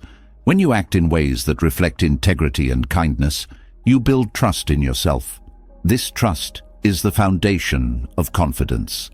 It's not about being perfect, but about knowing that your actions are guided by values that matter to you. Right livelihood, in particular, reminds you to pursue work and activities that resonate with your sense of purpose, rather than clinging to roles or labels that don't reflect your true self. Right effort is a reminder to approach self-doubt with patience and persistence. Transforming deeply ingrained patterns of doubt requires consistent effort, but this effort doesn't need to be harsh or forceful. Buddhism teaches that right effort is about finding balance, putting in enough energy to grow without burning yourself out. This principle encourages you to celebrate small victories, recognizing that each step forward, no matter how small, contributes to lasting change. Mindfulness, as part of the Eightfold Path, is crucial for addressing self-doubt. By staying present, you can observe your thoughts and emotions without becoming entangled in them. Mindfulness helps you recognize when self-doubt arises and create space to respond with awareness rather than reaction. This practice not only reduces the power of self-doubt, but also strengthens your ability to remain calm and centered, even in challenging situations. The final element of the path, right concentration, cultivates focus and mental clarity. When your mind is scattered or overwhelmed by self-doubt, it's easy to lose sight of what truly matters. Right concentration trains your mind to stay steady, allowing you to focus on your strengths and the steps you can take to build confidence. This practice doesn't eliminate doubt entirely, but equips you with the tools to navigate it with resilience and grace. The Four Noble Truths and the Eightfold Path offer a comprehensive framework for understanding and resolving self-doubt. They teach that self-doubt is not an inherent part of who you are, but a condition that arises from specific causes. By addressing these causes, your attachments, fears, and distorted perceptions, you can break free from the cycle of suffering and discover a deeper, more authentic confidence. This journey requires patience and self-compassion. There will be moments when self-doubt resurfaces, but each time it does, you have an opportunity to apply the wisdom of the Four Noble Truths. With practice, you'll find that self-doubt becomes less frequent and less overwhelming. In its place, you'll cultivate a sense of inner peace and self-trust that remains steady, no matter what challenges arise. Understanding and applying the Four Noble Truths doesn't just help you overcome self-doubt. It transforms the way you relate to yourself and the world. You begin to see challenges not as obstacles, but as opportunities for growth. You recognize that your worth is not tied to achievements or failures, but is inherent and unchanging. This perspective frees you to live with greater confidence, authenticity, and joy, fully embracing the path to self-discovery and self-acceptance. Understanding the root causes of self-doubt through the Four Noble Truths brings clarity and a path to resolve the suffering it creates. But knowledge alone is not enough. Transformation happens through action. Every thought, Every decision and every step you take shapes the life you experience. This is where the concept of karma intertwines with mindful action. Karma, often misunderstood, is not about punishment or reward, but about the natural consequences of your intentions and actions. By aligning your actions with mindfulness and purpose, you not only influence your external circumstances, but also build the inner strength necessary to quiet self-doubt and foster unshakable self-belief. At its core, karma teaches that actions have consequences. This isn't limited to grand decisions or life-altering events. Even the smallest actions carry weight. Each choice, no matter how small, ripples outward, shaping not only the world around you, but also your perception of yourself. When you act with mindfulness, you create a positive cycle of intentionality and confidence. Mindless actions, on the other hand, often lead to chaos and uncertainty, reinforcing self-doubt. The key is cultivating awareness in everything you do, knowing that every action is an opportunity to align with your values and build a foundation of self-trust. Intentions lie at the heart of karma. It's not just what you do, but why you do it that matters. Acting from a place of fear or self-doubt reinforces those feelings, creating a cycle that's difficult to break. But when your actions are guided by positive intentions, kindness, integrity, and purpose, they naturally strengthen your sense of self. Mindful action is about pausing before you act, checking in with your intentions, and choosing a path that aligns with your values. This practice not only improves the outcomes of your actions, but also reinforces your confidence as you learn to trust your ability to make wise and thoughtful decisions. One of the most powerful aspects of karma is its emphasis on personal responsibility.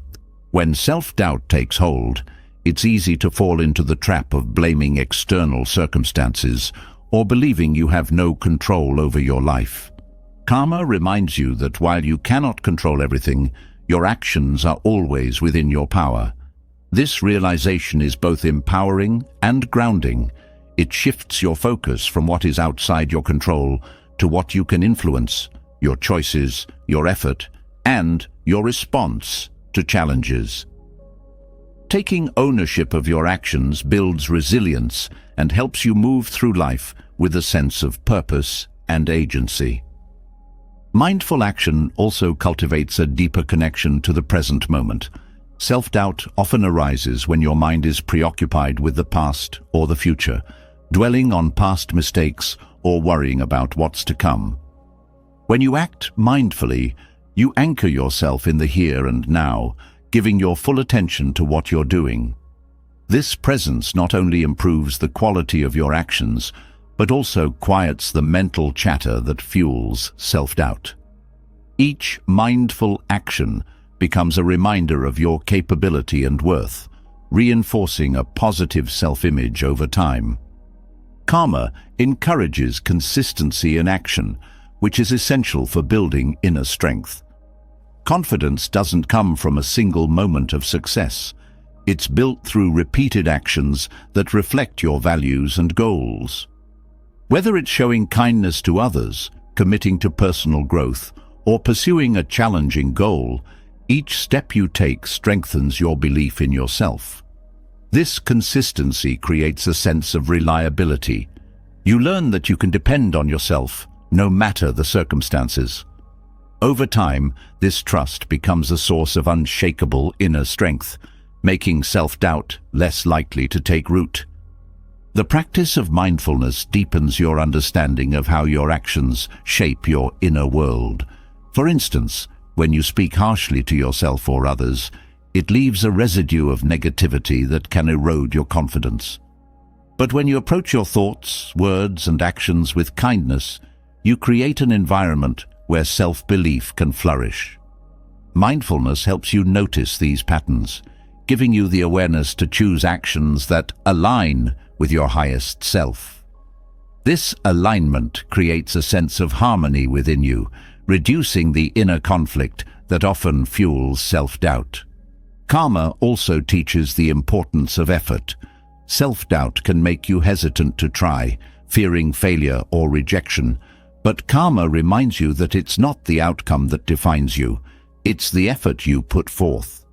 Each time you take action, regardless of the result, you are reinforcing your inner strength.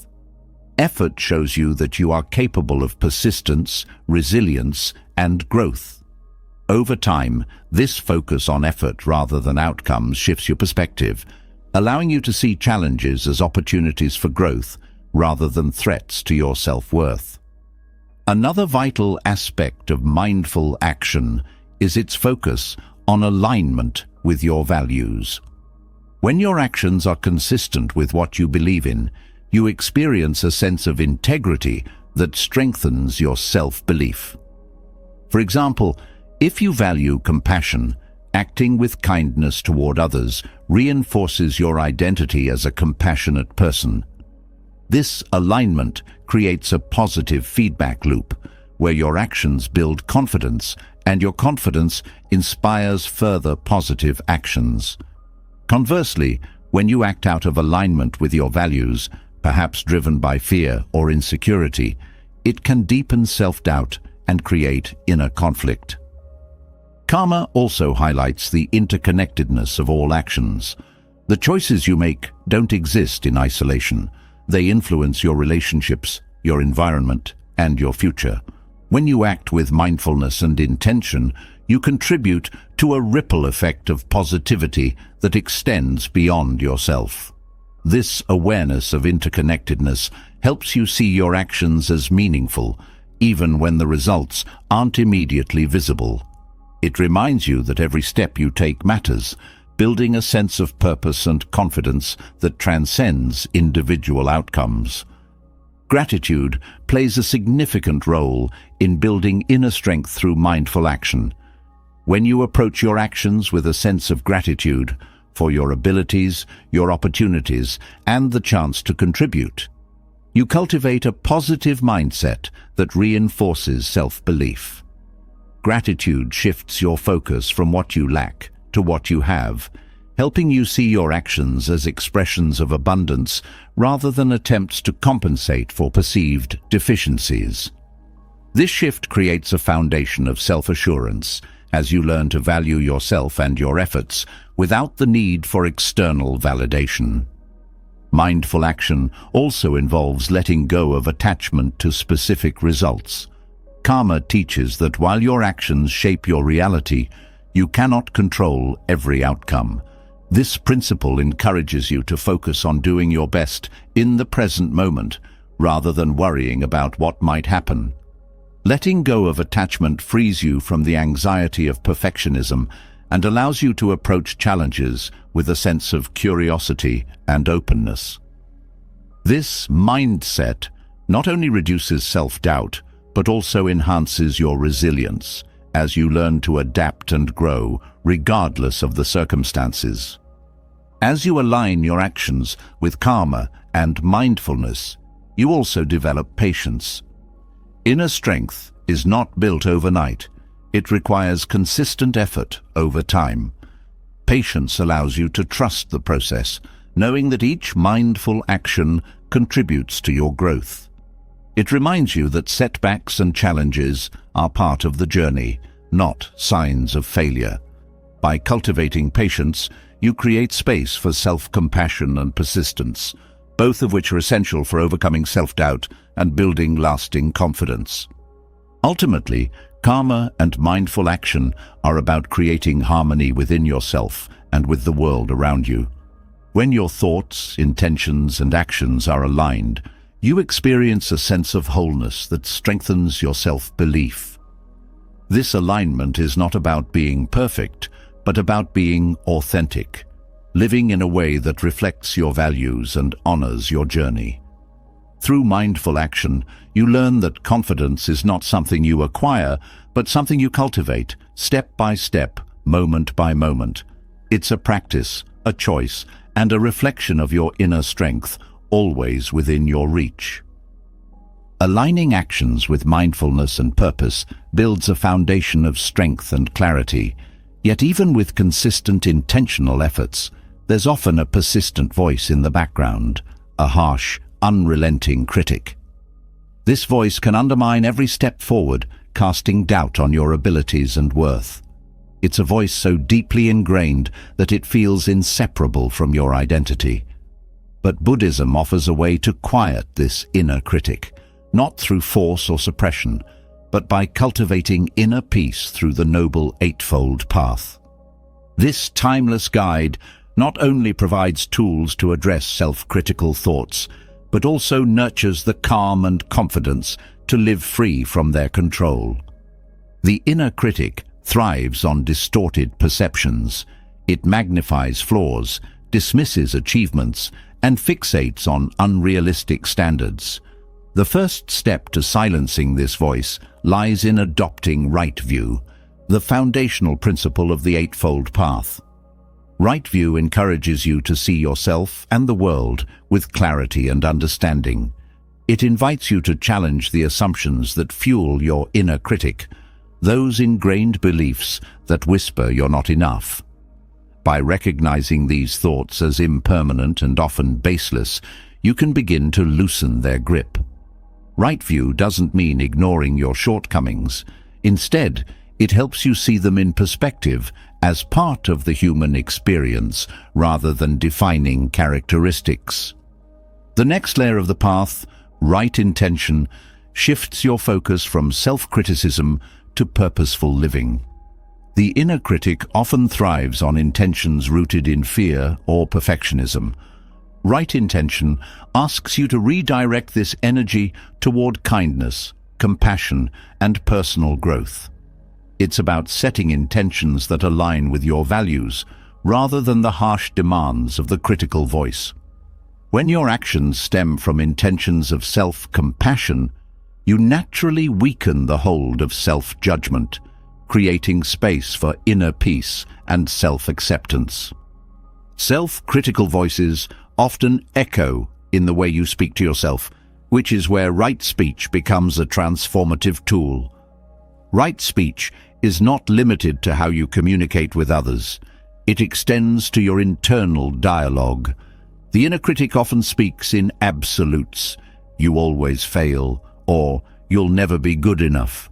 Right speech teaches you to replace these harmful narratives with words of kindness, truth, and encouragement. This doesn't mean ignoring areas for improvement, but framing them in a way that fosters growth rather than shame. Instead of saying, "I'm terrible at this," right speech encourages, "I'm learning, and that's enough for now." The principle of right action builds on this by aligning your behavior with integrity and compassion.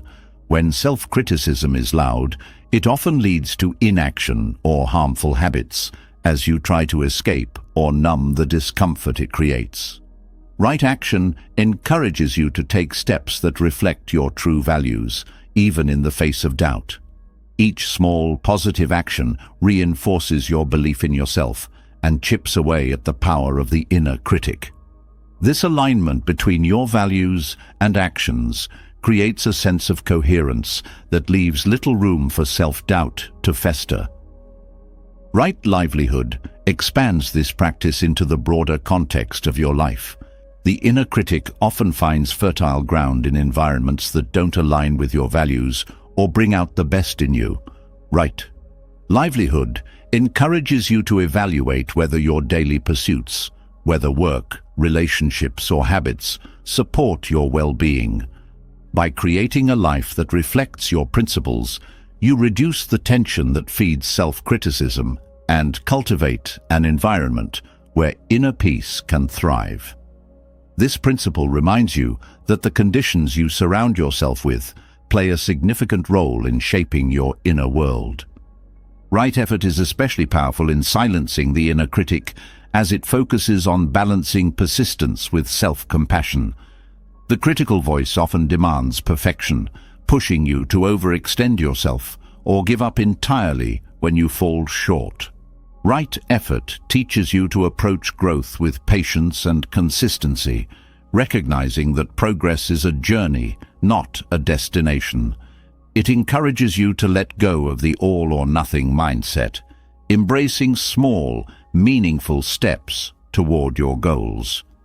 This balanced effort helps you build resilience as you learn to trust in your ability to grow without the weight of harsh judgment. Mindfulness, or right mindfulness, is at the heart of quieting the inner critic. The critical voice often operates on autopilot, whispering negative thoughts that go unnoticed until they take root. Mindfulness allows you to bring these thoughts into awareness, observing them without judgment. When you notice self-critical thoughts, mindfulness creates a pause, a moment to question their validity and choose a different response. This practice helps you detach from the inner critic, seeing it as a pattern of thought rather than a reflection of truth. With mindfulness, you cultivate the ability to respond to yourself with compassion instead of reacting with judgment. Right. Concentration, the final element of the Eightfold Path, strengthens your ability to focus and maintain inner calm. The inner critic often thrives in a scattered, distracted mind, where negative thoughts can easily spiral out of control. Right. Concentration trains you to direct your attention purposefully, grounding yourself in the present moment. Through practices like meditation or focused breathing, you develop the mental clarity to recognize when the inner critic arises and redirect your focus toward thoughts and actions that nurture self-belief. This steady focus becomes a shield against the chaos of self-doubt, allowing you to remain rooted in inner peace. Applying the Eightfold Path to silence the inner critic is not about eliminating self-awareness or denying areas for growth. It's about transforming the way you relate to yourself, replacing harsh judgment with curiosity and care. The critical voice often pretends to protect you, claiming to keep you motivated or shield you from failure. But in truth, it only creates more suffering. The Eightfold Path offers a way out of this cycle, showing you how to cultivate confidence and peace through intentional, mindful living. Each step of the path reinforces the others, creating a holistic approach to addressing self-criticism. Right view and right intention provide the foundation, helping you see yourself clearly and align your actions with compassion. Right speech and right action guide how you treat yourself, encouraging kindness in both words and deeds. Right livelihood and right effort shape the conditions of your life, ensuring they support your well-being and growth.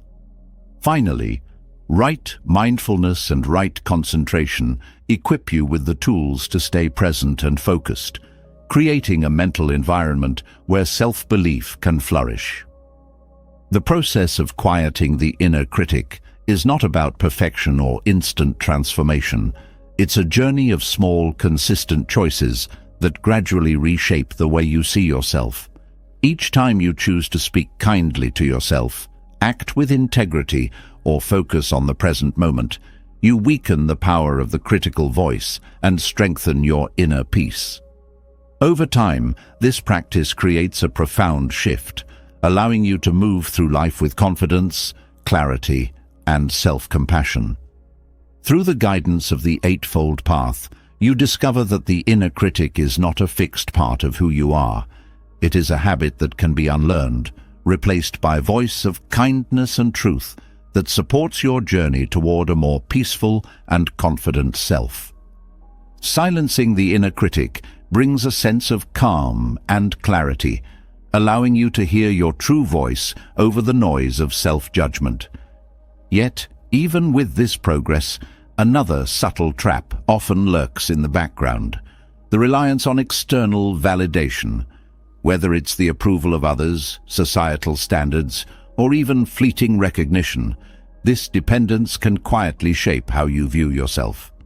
Confidence that depends on external validation is fragile, swaying with every opinion, achievement, or failure.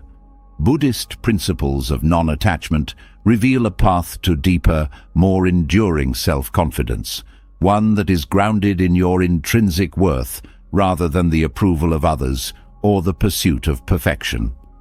Attachment to external validation begins early, reinforced by the idea that your value is tied to how you're perceived. Compliments, awards, or praise can feel like affirmations of your worth, while criticism or rejection can feel like proof of inadequacy. Over time, this external focus creates a dependency that leaves you vulnerable to the ever-changing opinions of others. Non-attachment challenges this cycle, teaching you to find confidence not in the shifting tides of external feedback, but in the steady foundation of self-awareness and inner peace.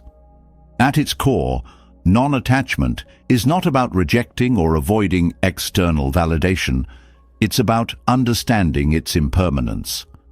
Compliments may feel good in the moment, but they are fleeting.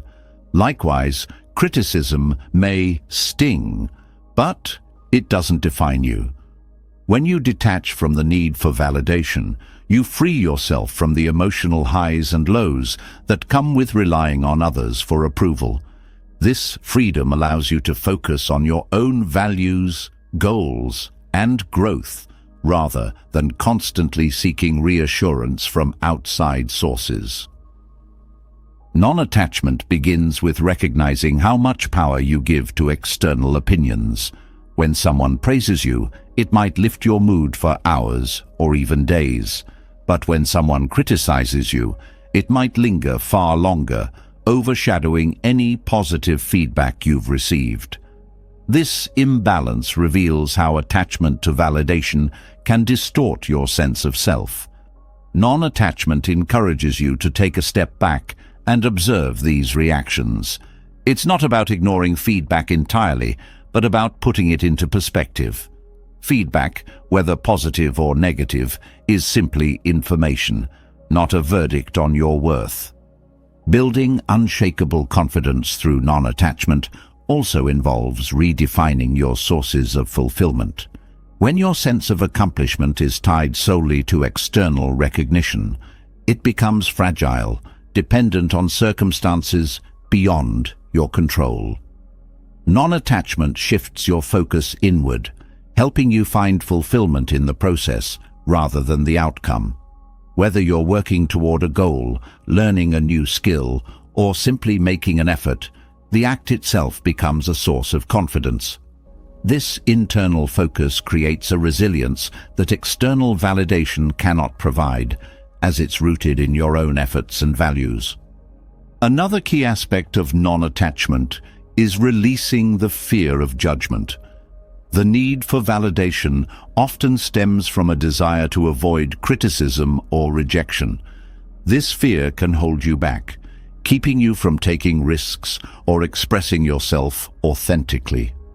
Non-attachment teaches you that judgment, whether real or imagined, is a reflection of the other person's perspective, not an absolute truth about you. When you let go of the fear of being judged, you create space to show up fully without the weight of others' opinions dictating your actions. Non-attachment also transforms your relationship with failure. When you're attached to external validation, failure can feel devastating, as though it defines your worth. But through non-attachment, failure becomes a natural part of growth, an experience to learn from rather than a measure of your value. This perspective allows you to take risks, try new things, and pursue your goals with confidence, knowing that your worth is not tied to the outcome. Each failure becomes an opportunity to strengthen your resilience and deepen your self-belief. Practicing non-attachment requires mindfulness, as it helps you become aware of when you're seeking validation or reacting to external feedback. Mindfulness allows you to pause and ask yourself, am I doing this for my own growth or to gain approval?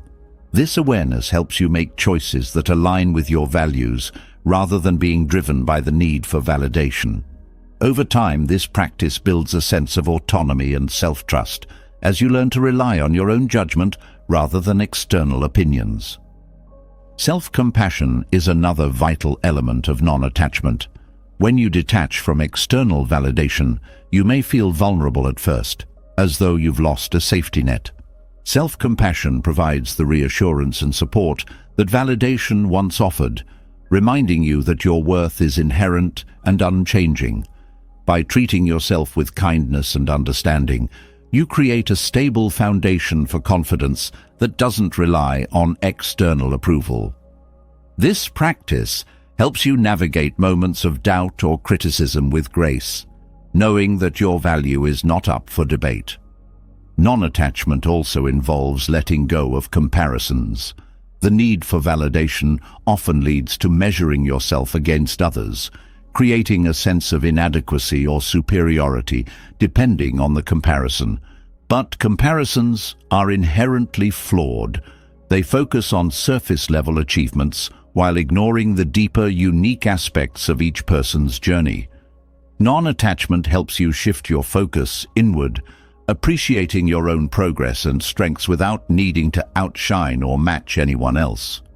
This self-focus fosters a quiet confidence, rooted in authenticity rather than competition. Gratitude plays a powerful role in cultivating non-attachment. When you're grateful for who you are and what you have, you're less likely to seek validation from external sources. Gratitude shifts your perspective from what you lack to what you appreciate, creating a sense of contentment that external approval cannot provide. By focusing on the abundance in your life, you build a confidence that is grounded in reality rather than fleeting praise or comparisons. Non-attachment also encourages you to redefine success. When success is tied to external recognition, it becomes a fragile and often elusive goal. But when you define success based on your own values and efforts, it becomes something you can achieve every day. Whether it's showing kindness, staying true to your principles, or making progress toward a personal goal, success becomes a reflection of your inner growth rather than external validation. This shift creates a deeper, more lasting sense of confidence, as it's based on factors you can control. Letting go of external validation doesn't mean isolating yourself or ignoring feedback entirely. It's about creating a healthy balance where feedback is taken into account but doesn't dictate your worth. Non-attachment allows you to listen to others' perspectives with an open mind, without feeling compelled to meet their expectations. This balanced approach helps you grow while maintaining a strong sense of self, as you learn to discern which feedback aligns with your values and which does not. The practice of non-attachment also cultivates resilience. When your confidence isn't tied to external validation, you're less affected by setbacks, criticism, or rejection. This resilience allows you to bounce back from challenges with a sense of strength and determination, knowing that your worth remains intact. Non-attachment doesn't eliminate difficulties, but equips you to face them with a steady, unshakable confidence that comes from within. Ultimately, non-attachment is about reclaiming your power. It's a shift from living for others' approval to living in alignment with your own values and truth. This journey requires courage, as it asks you to let go of familiar patterns and step into a new way of being. But in doing so, you discover a confidence that is not dependent on the fleeting opinions of others, but is grounded in the enduring truth of who you are. Through non-attachment, you find the freedom to live authentically, with a confidence that no external circumstance can shake. Letting go of external validation allows you to reclaim your inner power, anchoring your confidence in the unshakable foundation of self-awareness and authenticity. But as you release the need for others' approval, a new question arises. How do you build an enduring trust in yourself? This trust is not based on fleeting achievements or perfection, but on a deep alignment with qualities that inspire not only inner confidence, but also a profound sense of purpose. Cultivating the qualities of a bodhisattva, compassion, wisdom, and courage, offers a transformative path.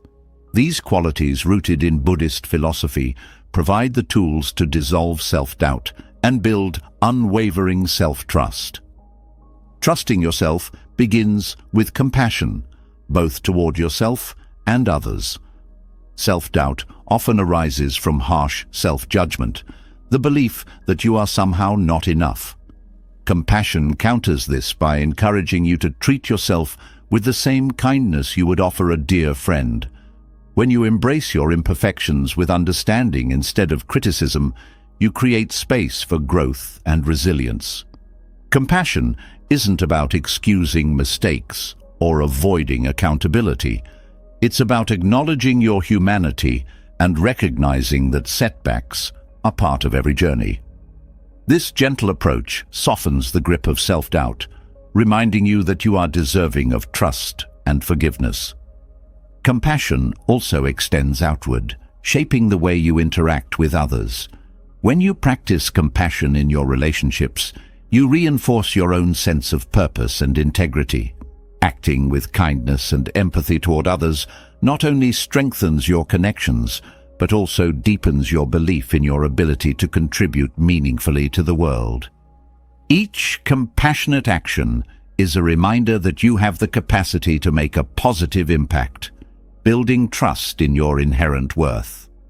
Wisdom, the second bodhisattva quality, is equally essential for cultivating self-trust. Wisdom is not about accumulating knowledge, but about understanding the deeper truths of life and applying them with discernment. Self-doubt often stems from a lack of clarity, uncertainty about who you are, what you want, or how to navigate challenges. Wisdom provides the clarity to see beyond surface-level fears and insecurities, helping you make decisions that align with your values and goals. This alignment creates a sense of inner coherence, reinforcing your trust in your own judgment. Wisdom also involves recognizing the impermanence of all things, including self-doubt. When you see that doubts and fears are temporary, you are less likely to be overwhelmed by them. Instead of clinging to these feelings as fixed truths, you can observe them with detachment, knowing they will pass. This perspective allows you to act with confidence even in the face of uncertainty, trusting in your ability to adapt and grow. Another aspect of wisdom is self-awareness. Trusting yourself requires an honest understanding of your strengths, limitations, and motivations. Self-awareness helps you navigate life with authenticity, as you are no longer trying to meet unrealistic expectations or hide behind a facade. This honesty fosters a deep sense of self-respect, which is the foundation of self-trust. When you know who you are and accept yourself fully, you no longer need external validation to feel secure. Courage, the third bodhisattva quality, is the bridge that turns compassion and wisdom into action. Trusting yourself means having the courage to take risks, face challenges, and step outside your comfort zone. Self-doubt often holds you back, whispering that you might fail or fall short. Courage doesn't eliminate fear, but gives you the strength to move forward despite it. Each act of courage, no matter how small, reinforces your belief in your own resilience, building trust in your ability to handle whatever comes your way. Courage also involves embracing vulnerability. It takes courage to show up authentically, to express your true self without fear of judgment. Vulnerability is often seen as a weakness, but it is, in fact, a profound source of strength. When you allow yourself to be seen as you are, flaws, fears, and all, you build deeper connections with others and with yourself. This authenticity creates a sense of trust that is unshakable because it is rooted in truth rather than pretense. Compassion, wisdom, and courage are not abstract ideals. They are qualities you can cultivate through intentional practice. Meditation, for example, is a powerful tool for nurturing these qualities. A loving kindness meditation can help you develop compassion, while mindfulness meditation enhances wisdom by increasing your awareness of thoughts and emotions. Reflecting on past experiences where you demonstrated courage can inspire you to take bold steps in the present. Each of these practices strengthens your ability to trust yourself, as they remind you of the qualities you already possess. Gratitude also plays a significant role in cultivating bodhisattva qualities. When you focus on what you appreciate in yourself and others, you naturally nurture compassion and wisdom. Gratitude shifts your perspective from what's lacking to what's abundant, reinforcing your belief in your own worth and capabilities. It also encourages you to approach challenges with a sense of possibility rather than fear, as you recognize the strengths and resources you already have. Applying these qualities in daily life further deepens self-trust. Compassion can guide how you respond to setbacks, wisdom can shape your decisions, and courage can propel you forward even when the path is unclear. Each time you act with these qualities, you strengthen your confidence in your ability to navigate life with grace and integrity. This trust is not about being perfect, but about knowing you can rely on yourself no matter what challenges arise. Cultivating bodhisattva qualities also transforms your relationship with others. Compassion fosters understanding and connection. Wisdom helps you navigate conflicts with clarity, and courage allows you to set boundaries and stand up for your values. These qualities not only enhance your interactions, but also reinforce your belief in your ability to contribute meaningfully to the world. This sense of purpose further strengthens your self-trust, as you see yourself as a valuable part of a larger whole. Over time, embodying compassion, wisdom, and courage becomes second nature. These qualities are not something you have to force or strive for. They become a natural expression of who you are. This integration creates a deep sense of inner peace and confidence as you trust in your ability to navigate life with authenticity and purpose. Through the practice of cultivating bodhisattva qualities, you transform self-doubt into self-trust, building a foundation for a life of resilience, connection, and fulfillment. Cultivating compassion, wisdom, and courage strengthens the foundation of self-trust, creating an inner sanctuary where doubt and fear can no longer dominate.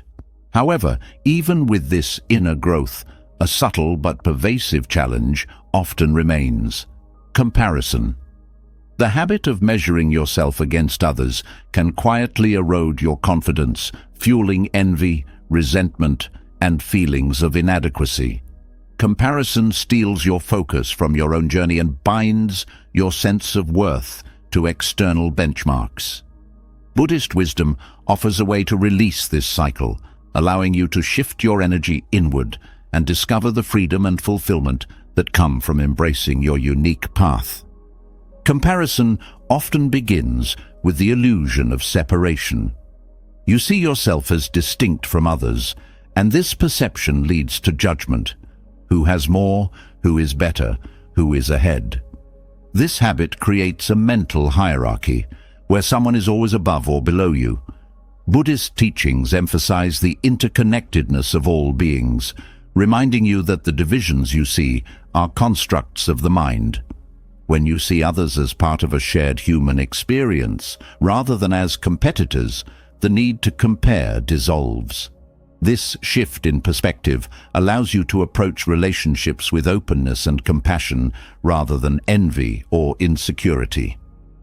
Envy arises when you focus on what others have that you lack, whether it's material possessions, talents, or achievements. This fixation blinds you to your own strengths and blessings, leaving you trapped in a mindset of scarcity. Buddhist philosophy encourages gratitude as an antidote to envy. Gratitude redirects your attention to what is already present in your life, cultivating a sense of abundance and contentment.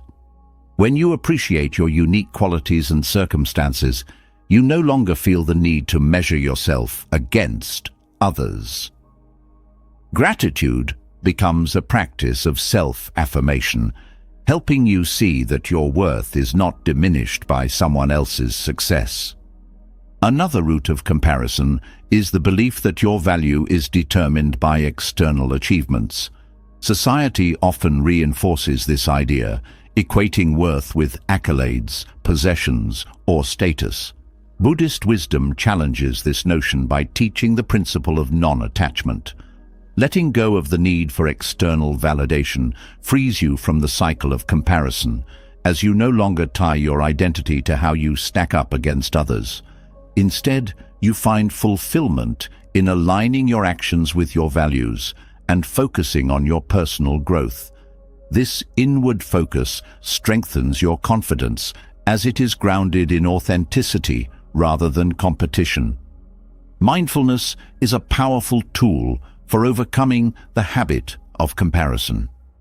The act of comparing often happens unconsciously, a reflexive reaction to what you see or hear. Mindfulness brings this habit into awareness, allowing you to pause and reflect on its impact. When you notice yourself comparing, you can ask, "What am I seeking? What do I already have?" This practice helps you uncover the deeper insecurities driving your comparisons, giving you the clarity to address them directly. Mindfulness also shifts your focus to the present moment, where your unique journey unfolds without the distortion of comparison. Buddhist teachings emphasize the impermanence of all things, including the qualities you envy in others.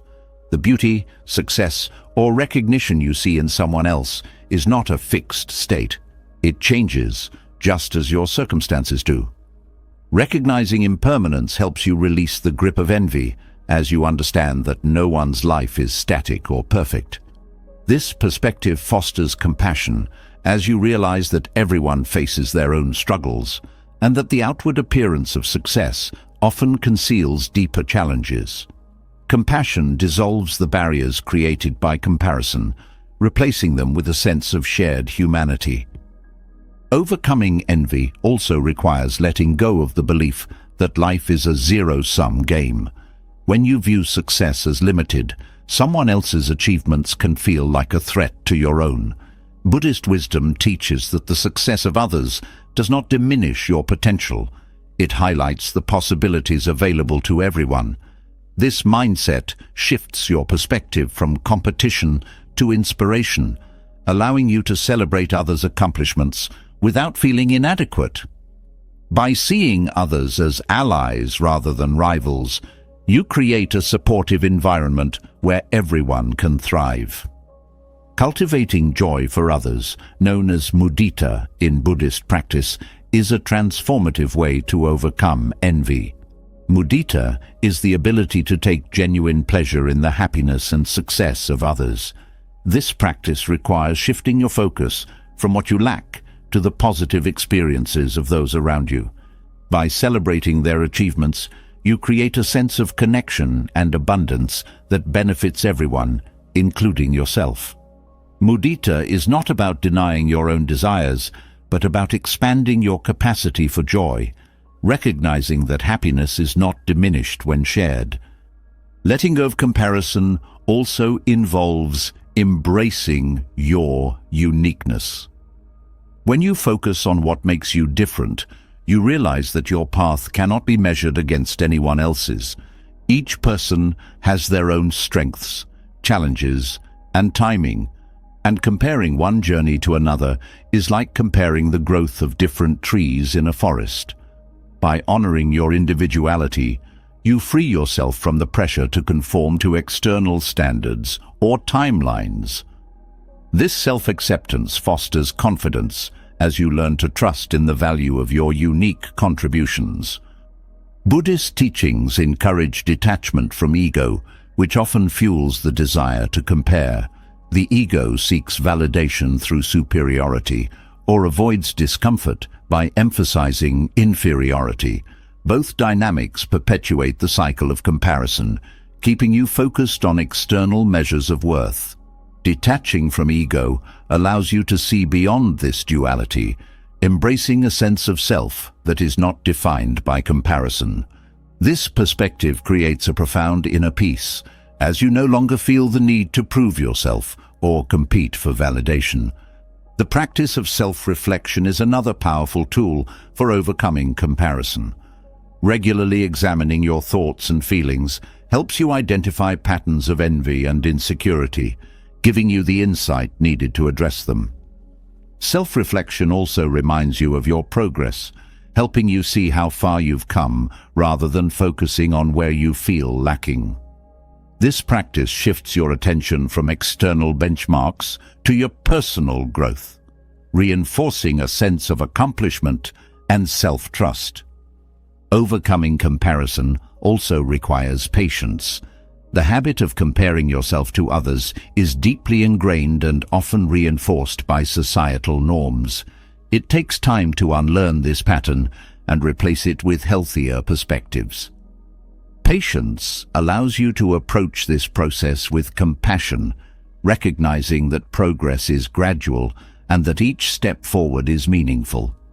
This gentle persistence helps you build a foundation of confidence that is unshaken by the ups and downs of life. Ultimately, seeing beyond comparison is about shifting your focus inward. When you let go of the need to measure yourself against others, you create space to explore your own values, passions, and goals. This inward focus allows you to live authentically, guided by your unique path rather than external standards. Buddhist wisdom teaches that true confidence comes not from being better than others, but from embracing who you are, imperfections and all.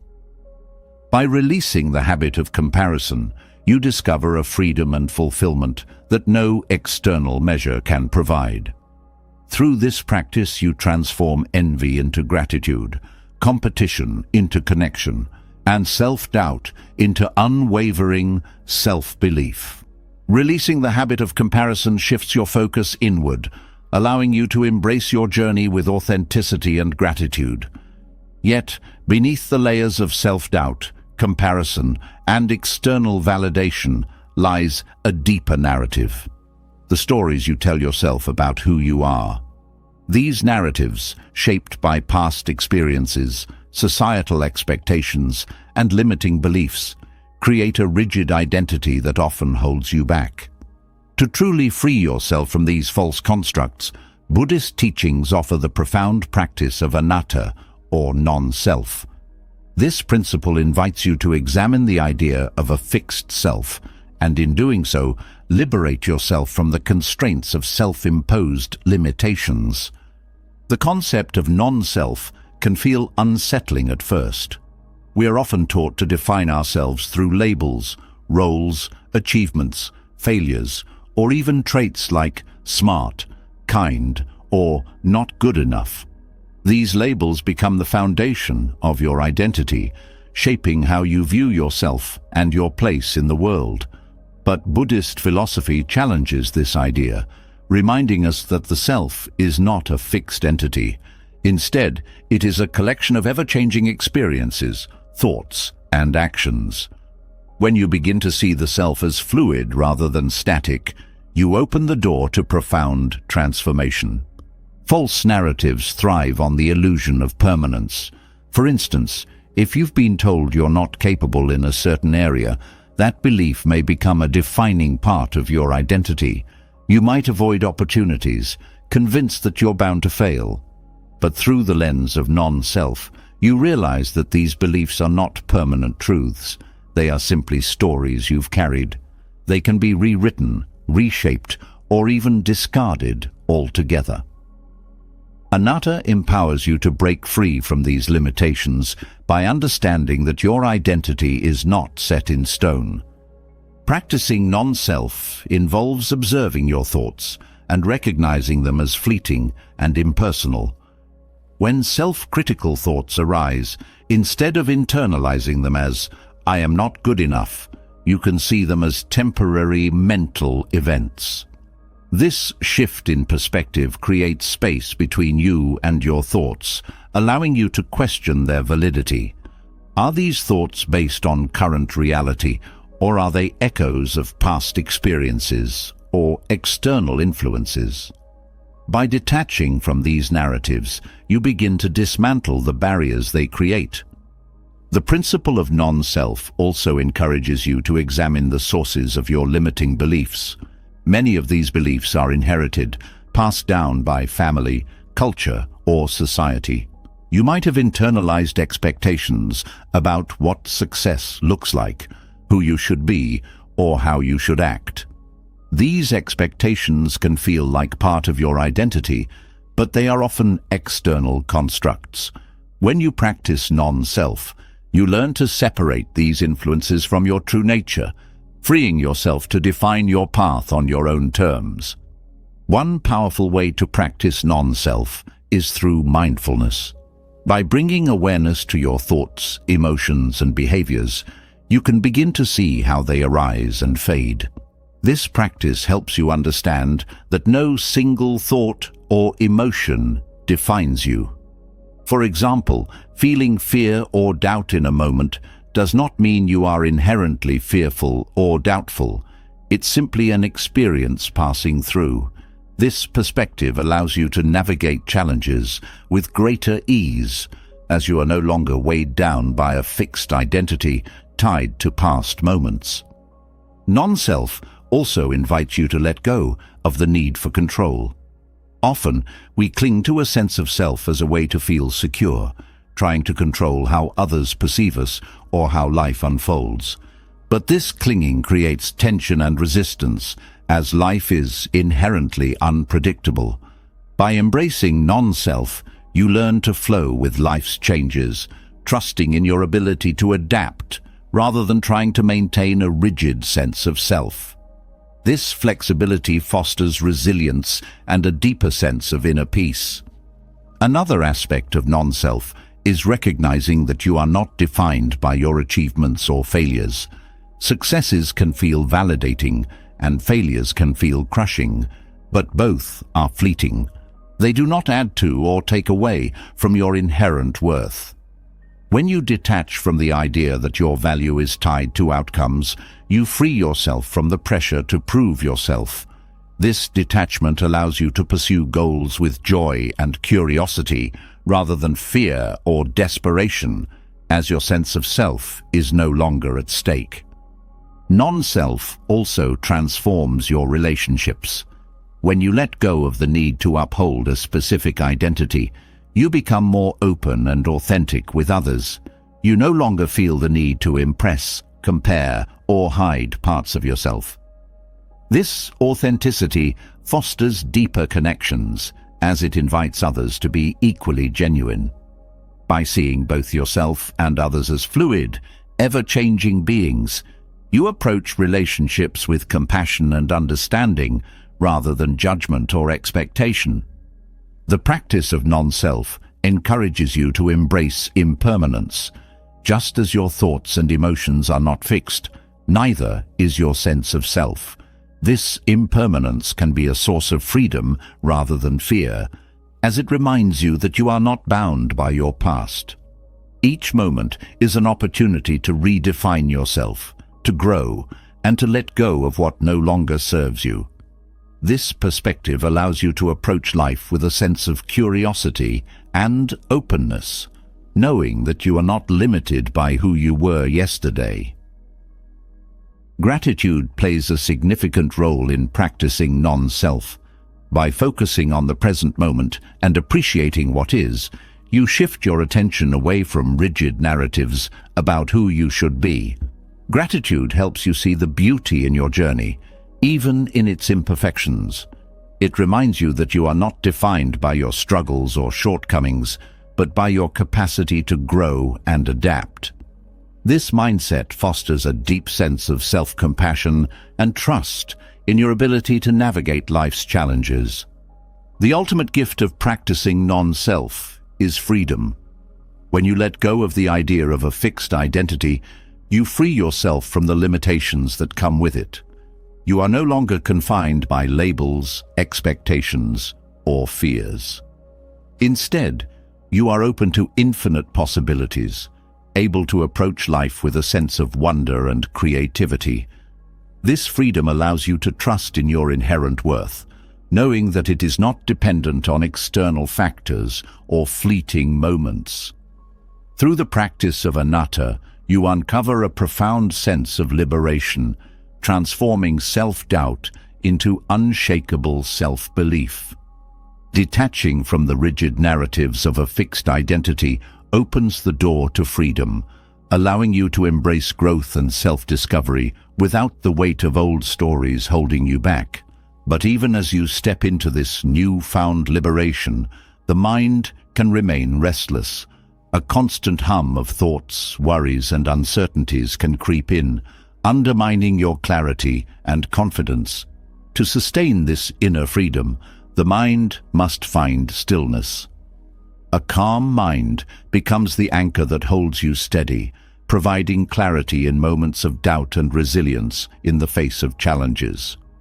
Through the practice of meditation, this stillness is cultivated, offering not only peace, but a profound foundation for unshakable confidence.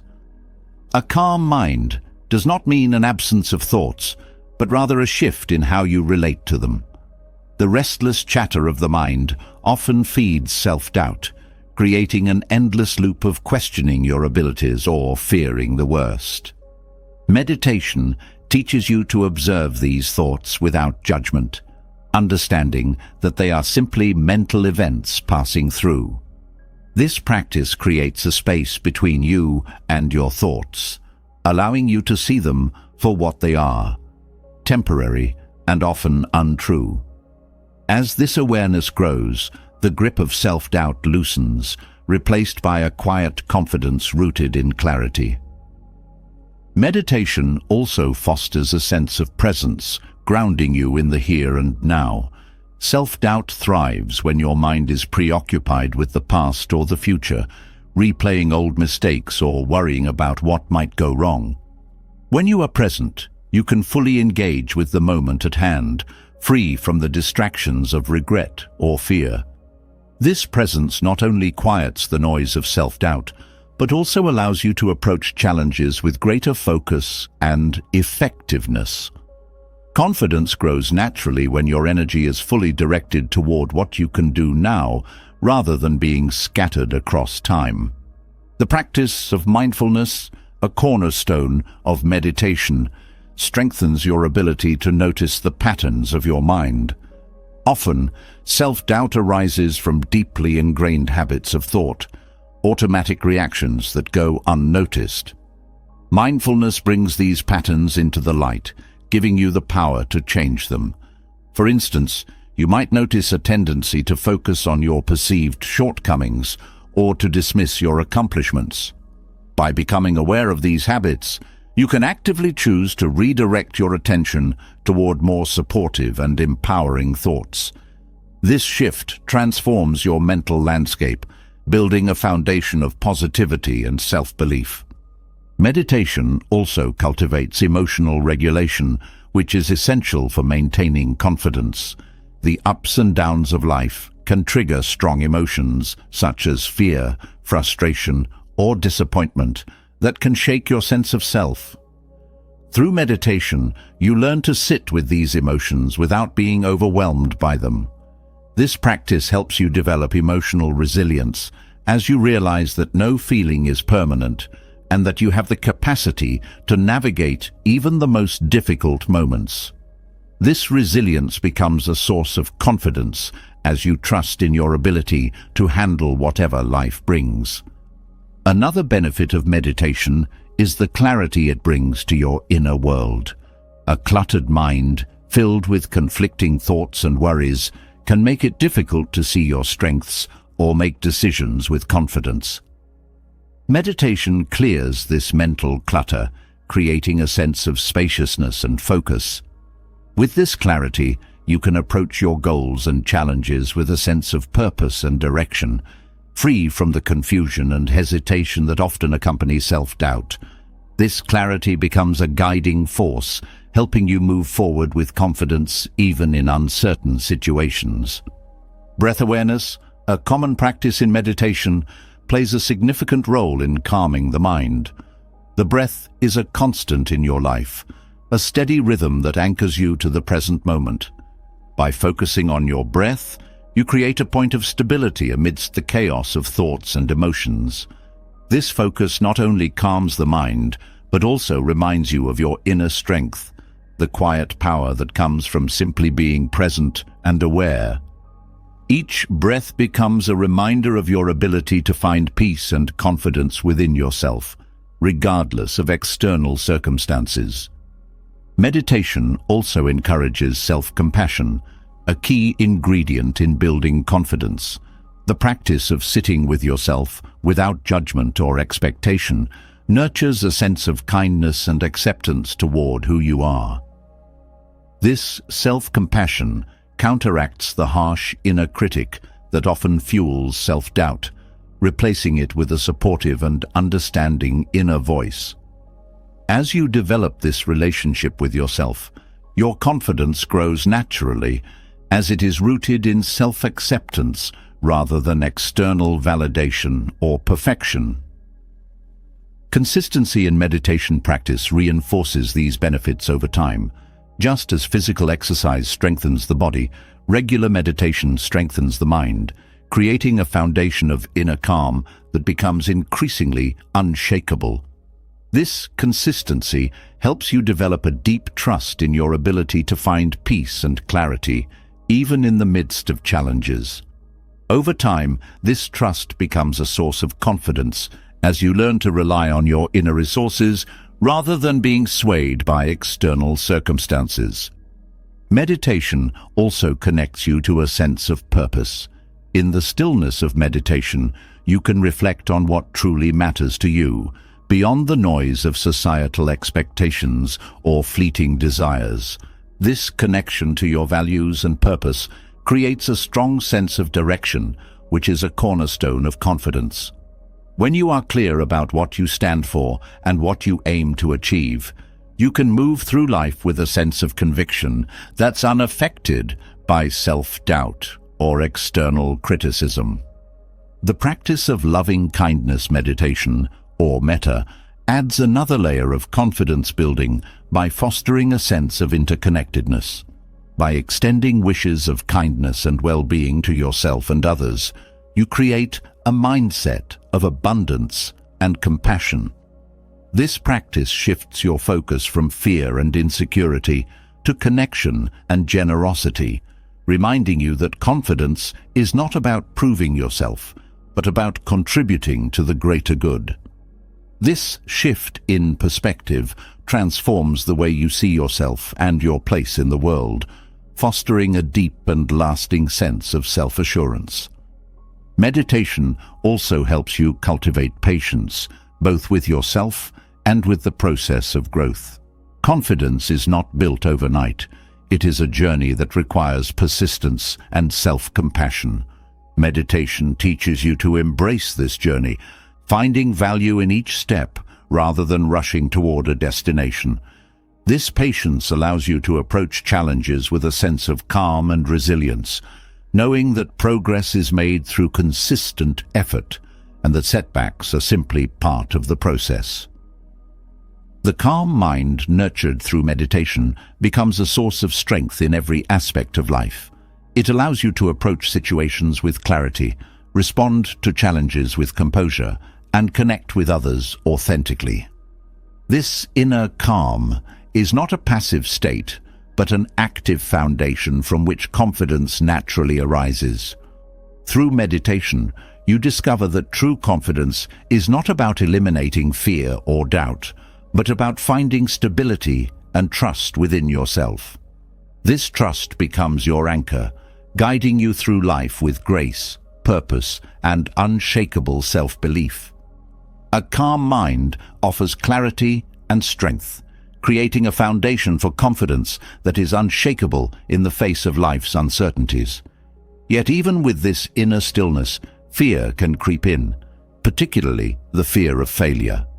This fear, often rooted in attachment to outcomes and self-worth, can paralyze growth, holding you back from taking risks or pursuing meaningful goals. Buddhist teachings on detachment offer a powerful antidote, guiding you to see failure not as a reflection of your worth, but as an essential and natural part of growth. By learning to embrace failure with openness and detachment, you unlock the courage to step forward, regardless of the outcome. Fear of failure often stems from attaching your identity to success or achievement. When you believe that your worth is tied to the results of your actions, failure becomes a threat to your sense of self. This attachment magnifies the fear, making even small setbacks feel overwhelming. Buddhist detachment teaches you to separate your identity from external outcomes. You are not your achievements or failures. These are simply experiences that come and go, like waves in the ocean. By releasing this attachment, you create space to engage fully with your efforts without the weight of fearing what might happen. Detachment does not mean indifference or apathy.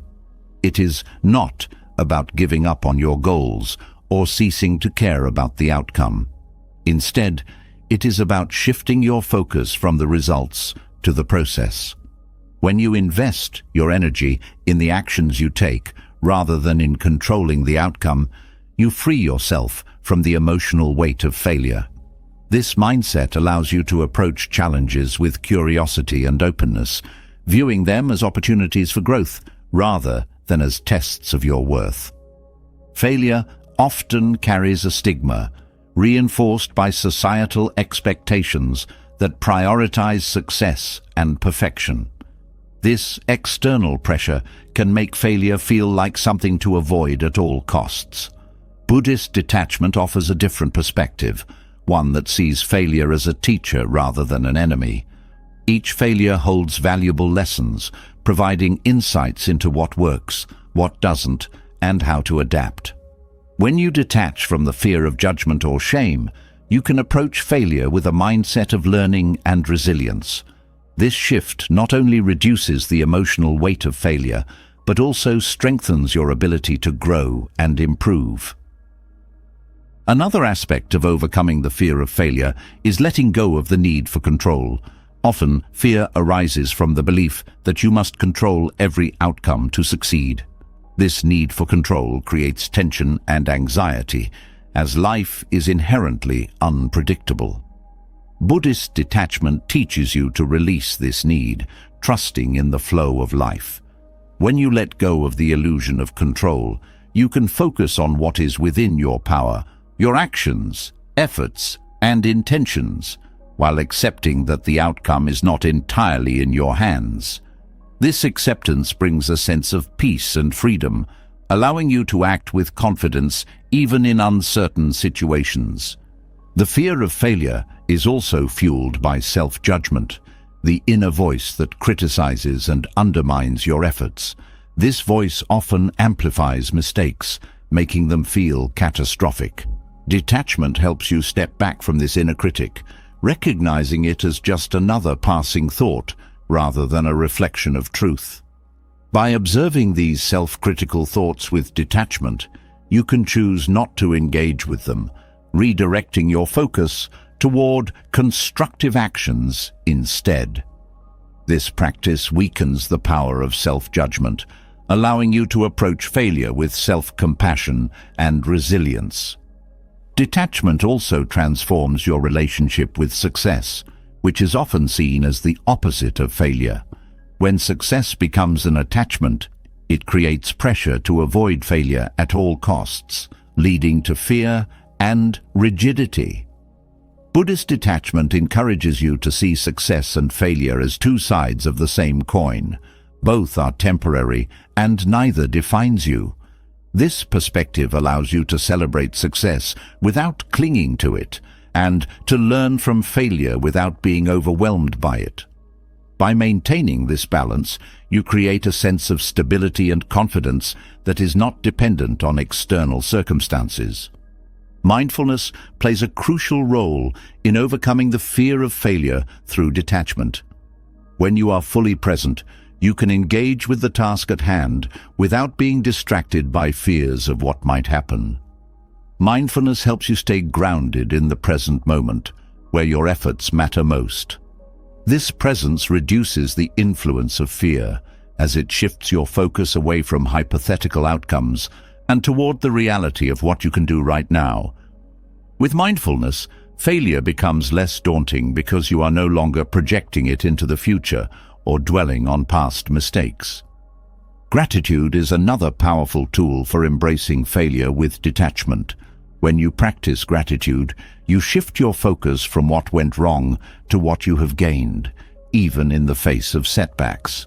Gratitude helps you see failure as part of a larger journey, highlighting the progress you've made and the lessons you've learned along the way. This perspective fosters resilience, as you recognize that each failure is a stepping stone rather than an endpoint. Gratitude also reduces the fear of failure by reminding you that your worth is not tied to any single outcome. Self-compassion is essential in detaching from the emotional weight of failure. When you treat yourself with kindness and understanding, you create a safe space to explore, take risks, and grow. Self-compassion helps you see failure not as a flaw, but as a natural part of being human. It reminds you that everyone experiences setbacks and that these moments do not diminish your value. By cultivating self-compassion, you build the confidence to face failure with courage and grace, knowing that you are supported by your own inner strength. The practice of non-attachment also encourages you to redefine success. When success is defined by external standards, it creates pressure to avoid failure at all costs. But when you define success based on your own values and efforts, failure becomes less intimidating. You can measure your success by how true you are to your principles, how much effort you put in, and how much you grow along the way. This shift in perspective allows you to pursue your goals with joy and purpose, free from the fear of falling short. Overcoming the fear of failure through detachment also involves embracing impermanence. Just as success is fleeting, so too is failure. No setback is permanent, and no mistake defines your entire journey. This understanding allows you to approach failure with a sense of lightness, knowing that it is just one moment in a larger process.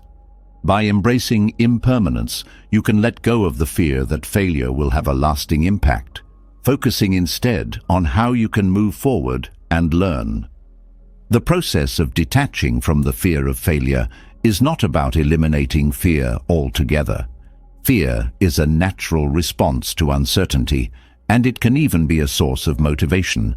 Detachment helps you change your relationship with fear, seeing it as a signal rather than a barrier. When you acknowledge fear without letting it control you, you can take action with courage and clarity. This practice builds resilience as you learn to navigate fear without being paralyzed by it. Ultimately, detachment allows you to embrace failure as a teacher.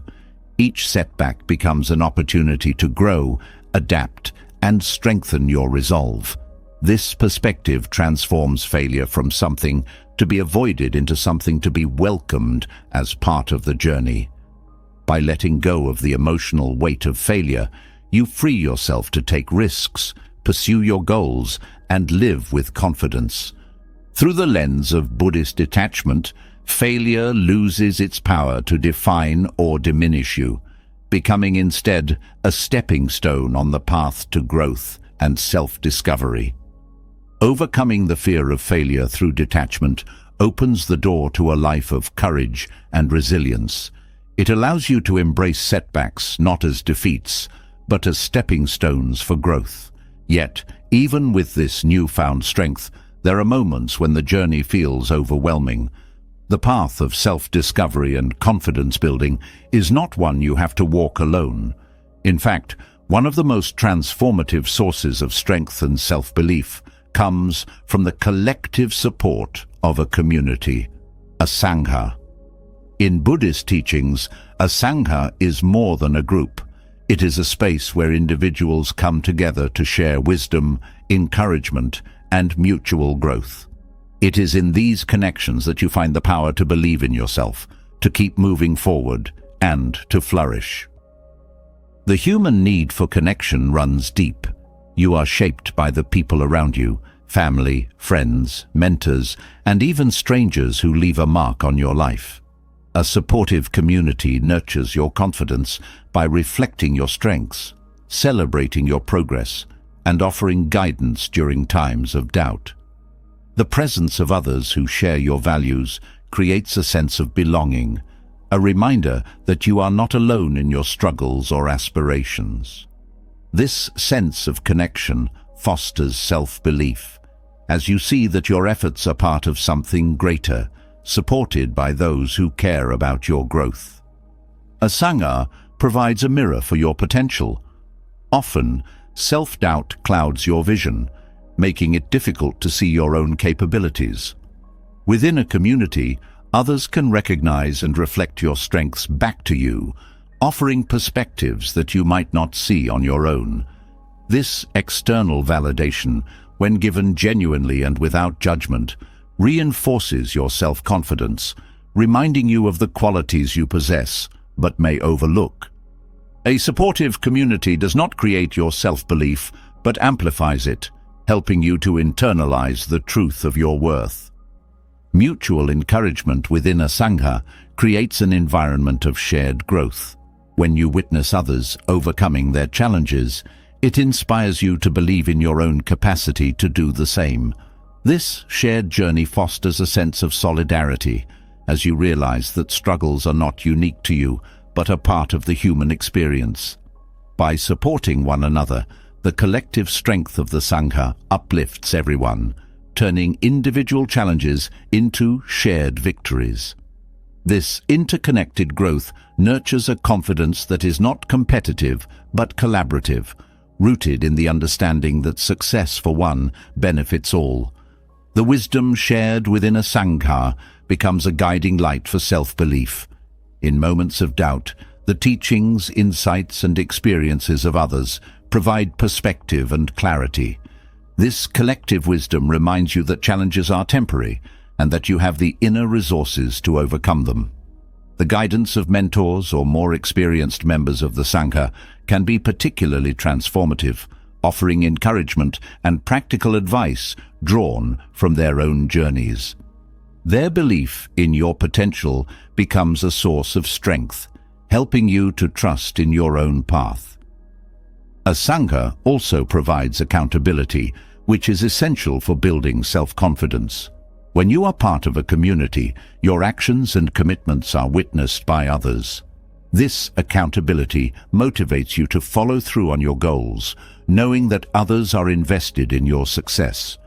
The shared commitments within a Sangha create a sense of responsibility, not out of obligation, but out of mutual respect and care. This accountability reinforces your belief in your ability to persevere, as you see the impact of your efforts not only on yourself, but on the community as a whole. Belonging to a Sangha also teaches you the value of vulnerability. Confidence is often mistaken for invulnerability, but true confidence comes from embracing your imperfections and being open about your struggles. Within a supportive community, vulnerability is met with compassion rather than judgment. This acceptance creates a safe space for growth, as you learn that it is okay to ask for help, to make mistakes, and to start again. Vulnerability within a Sangha fosters deeper connections, reminding you that you are valued not for your perfection, but for your authenticity. The practice of giving and receiving within a Sangha strengthens your sense of self-worth. Offering support to others reinforces your belief in your own abilities as you see the positive impact of your actions. At the same time, receiving support teaches you that accepting help is not a sign of weakness, but a recognition of the interconnectedness of life. This balance of giving and receiving creates a cycle of mutual empowerment, where everyone contributes to and benefits from the collective strength of the community. This dynamic nurtures confidence, as you see yourself both as a contributor and as someone deserving of care. A Sangha also provides a space for reflection and growth. Through shared discussions, meditation or rituals, you are encouraged to look inward and explore your thoughts, emotions and beliefs.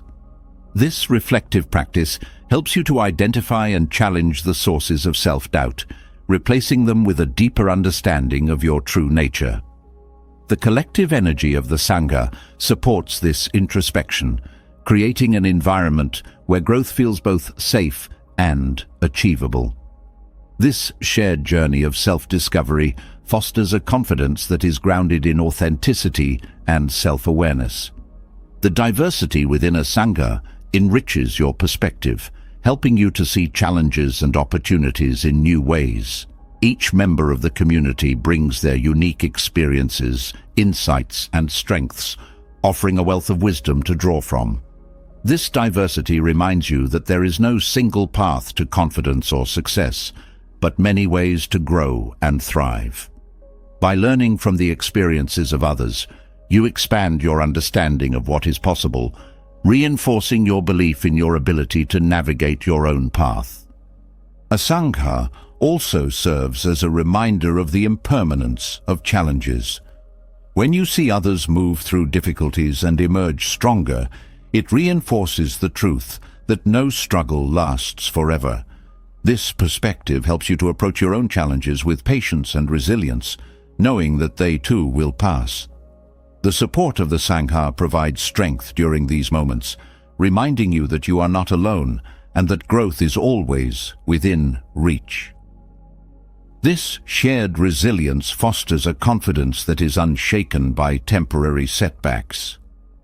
The relationships within a Sangha also teach you the importance of kindness and compassion, both toward yourself and others.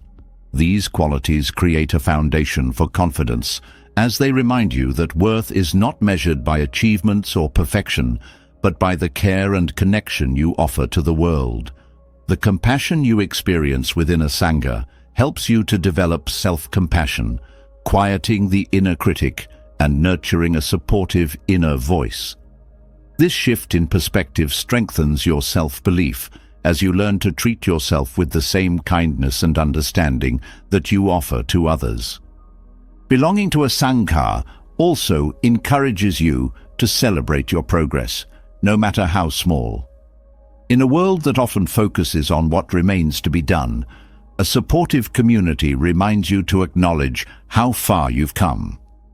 These moments of celebration build confidence as they reinforce the value of your efforts and the growth you have achieved.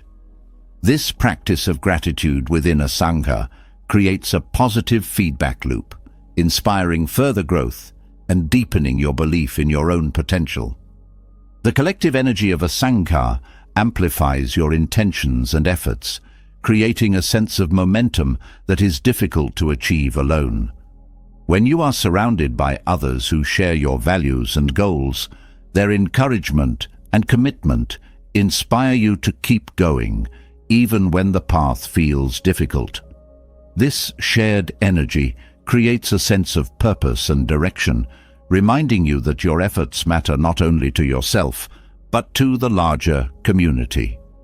This connection to something greater than yourself reinforces your confidence as you see the ripple effects of your growth on those around you. Ultimately, a Sangha teaches you that confidence is not a solitary endeavor, but a collective journey. It is in the support, wisdom, and encouragement of others that you find the strength to believe in yourself. By embracing the interconnectedness of life and the power of community, you discover a confidence that is resilient, compassionate, and deeply rooted in the shared human experience. Through the support of a Sangha, you learn that growth is not only possible, but inevitable, as long as you are willing to walk the path together. The strength and resilience found within a supportive community provide a deep well of confidence and belonging, reminding you that growth is a shared journey. Yet, even amidst this collective energy, there is a quieter, more personal journey to undertake, a daily practice that roots you firmly in self-awareness and self-worth.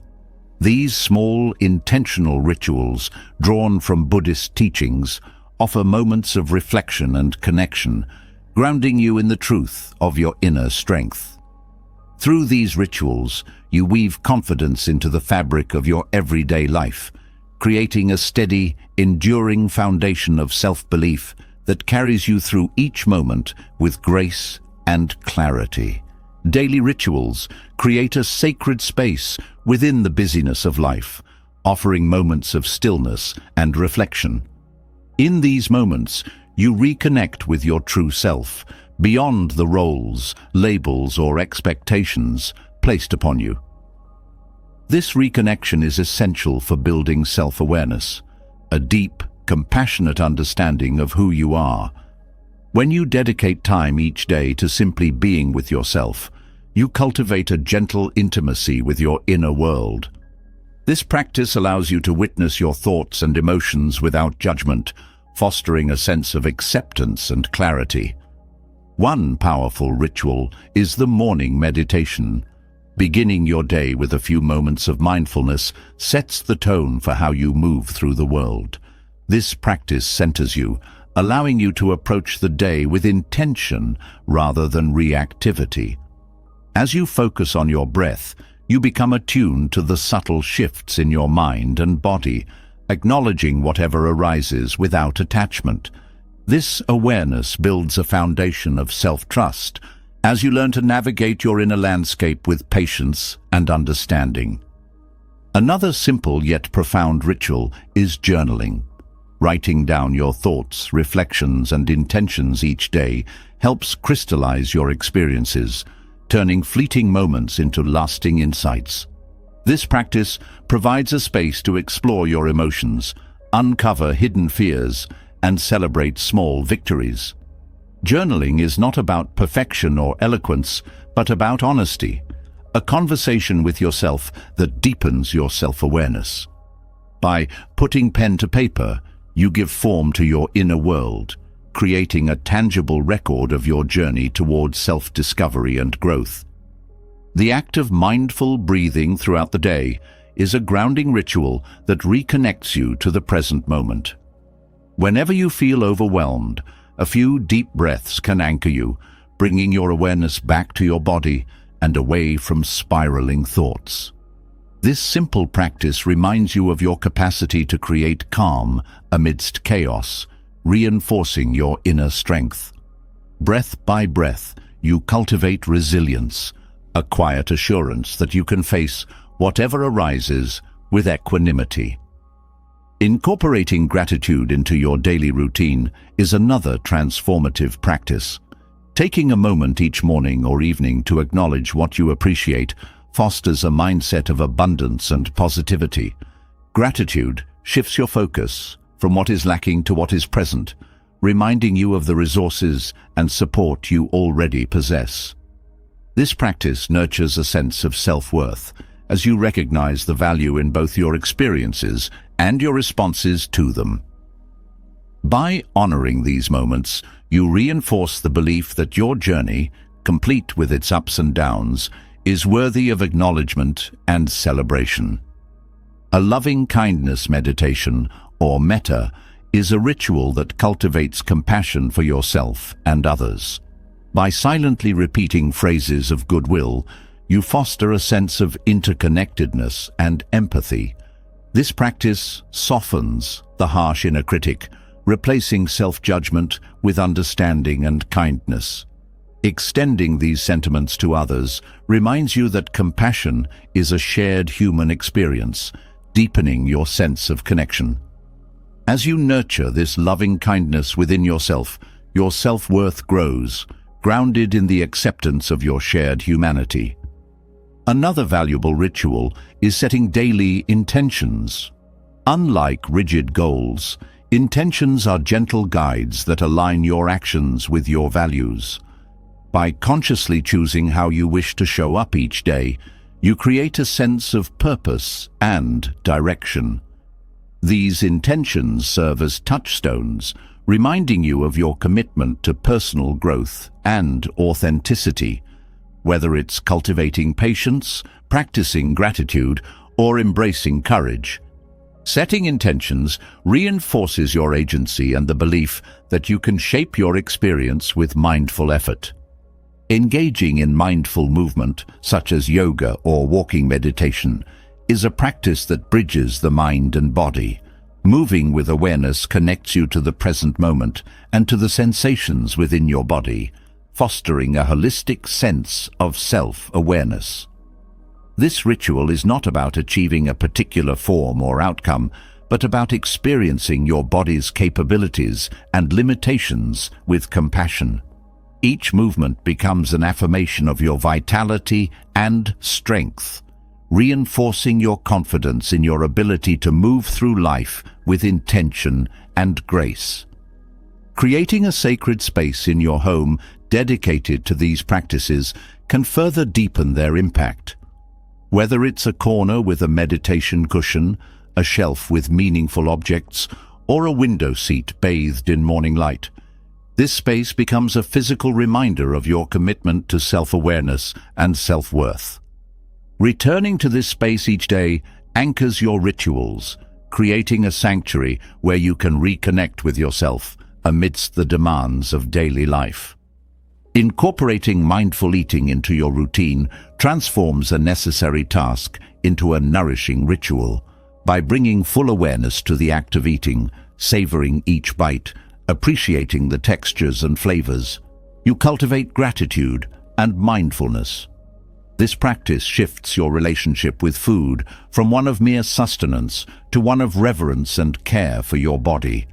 Mindful eating reinforces the belief that you deserve to nourish yourself with intention and respect, nurturing both your physical and emotional well-being. Listening to your inner dialogue throughout the day is another essential ritual. Becoming aware of the tone and content of your self-talk allows you to intervene when negative or limiting thoughts arise. By consciously choosing to speak to yourself with kindness and encouragement, you reshape your inner narrative. This practice builds self-worth as you begin to trust in your own voice as a source of support rather than criticism. Over time, this shift in dialogue fosters a sense of inner confidence that is resilient and self-sustaining. An evening reflection practice where you review your day with openness and curiosity can also be deeply grounding. Instead of focusing on what went wrong or what could have been done differently, this ritual invites you to acknowledge what you learned and how you grew.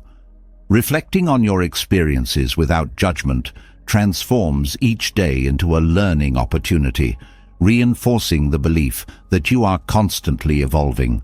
This practice encourages self-compassion and gratitude as you recognize your efforts and embrace the journey, imperfections and all. Engaging in acts of service, even small ones, can be a powerful ritual for building self-worth. Whether it's offering a kind word, lending a hand, or simply being present for someone in need, these acts remind you of your capacity to make a positive impact. Serving others reinforces the interconnectedness of life, reminding you that your actions matter. This sense of contribution bolsters your self-belief as you see tangible evidence of your ability to create change and bring comfort to others. Affirmations are another simple yet profound ritual. Repeating positive statements about your worth and abilities helps rewire your brain, replacing negative thought patterns with empowering beliefs. These affirmations serve as reminders of your inherent value, anchoring you in a mindset of self-acceptance and confidence. By consistently affirming your strengths and potential, you build a resilient inner foundation that supports you through challenges. Reading or listening to inspiring teachings each day can also be a nourishing ritual, whether it's a passage from a Buddhist text, a motivational quote, or a story of resilience, these words offer guidance and encouragement. Surrounding yourself with wisdom and positivity nurtures your spirit, providing perspective and inspiration. This ritual reinforces your commitment to growth and self-discovery, reminding you that you're part of a larger tradition of seekers and learners. Ultimately, these daily rituals serve as gentle reminders of your inner strength and worth. Each practice, no matter how small, contributes to a tapestry of self-awareness and confidence. By dedicating time each day to these rituals, you honor your commitment to personal growth, creating a life that is rich with purpose, presence, and self-belief. In this way, you transform everyday moments into opportunities for deepening your connection with yourself and the world around you. Doubt may have whispered lies into your mind, but through the wisdom of Buddhist teachings, you now hold the tools to silence it. By embracing the truths of impermanence, non-attachment, self-compassion, mindfulness, and community, you've seen how confidence is not built on fleeting external achievements, but rooted in the quiet strength within you. Each step forward, whether practicing gratitude, releasing limiting beliefs, or cultivating daily rituals, brings you closer to living authentically, free from the weight of fear and self-doubt. Let these teachings become your daily companions. Remember, confidence isn't the absence of challenges. It's the resilience to keep going despite them. You have everything you need to walk this path boldly, with clarity and self-belief. Every moment you commit to growth strengthens the foundation of a life lived with courage and purpose. Now, we want to hear from you. What resonated with you the most in this journey? Was it the practice of mindfulness, the release of labels, or perhaps the transformative power of community? Share your reflections or personal stories in the comments below. We're here to learn and grow together. If you found value in these lessons, don't forget to subscribe to the channel and hit the bell icon so you won't miss future content that inspires and empowers. Your journey is just beginning, and we'll be here to walk alongside you every step of the way.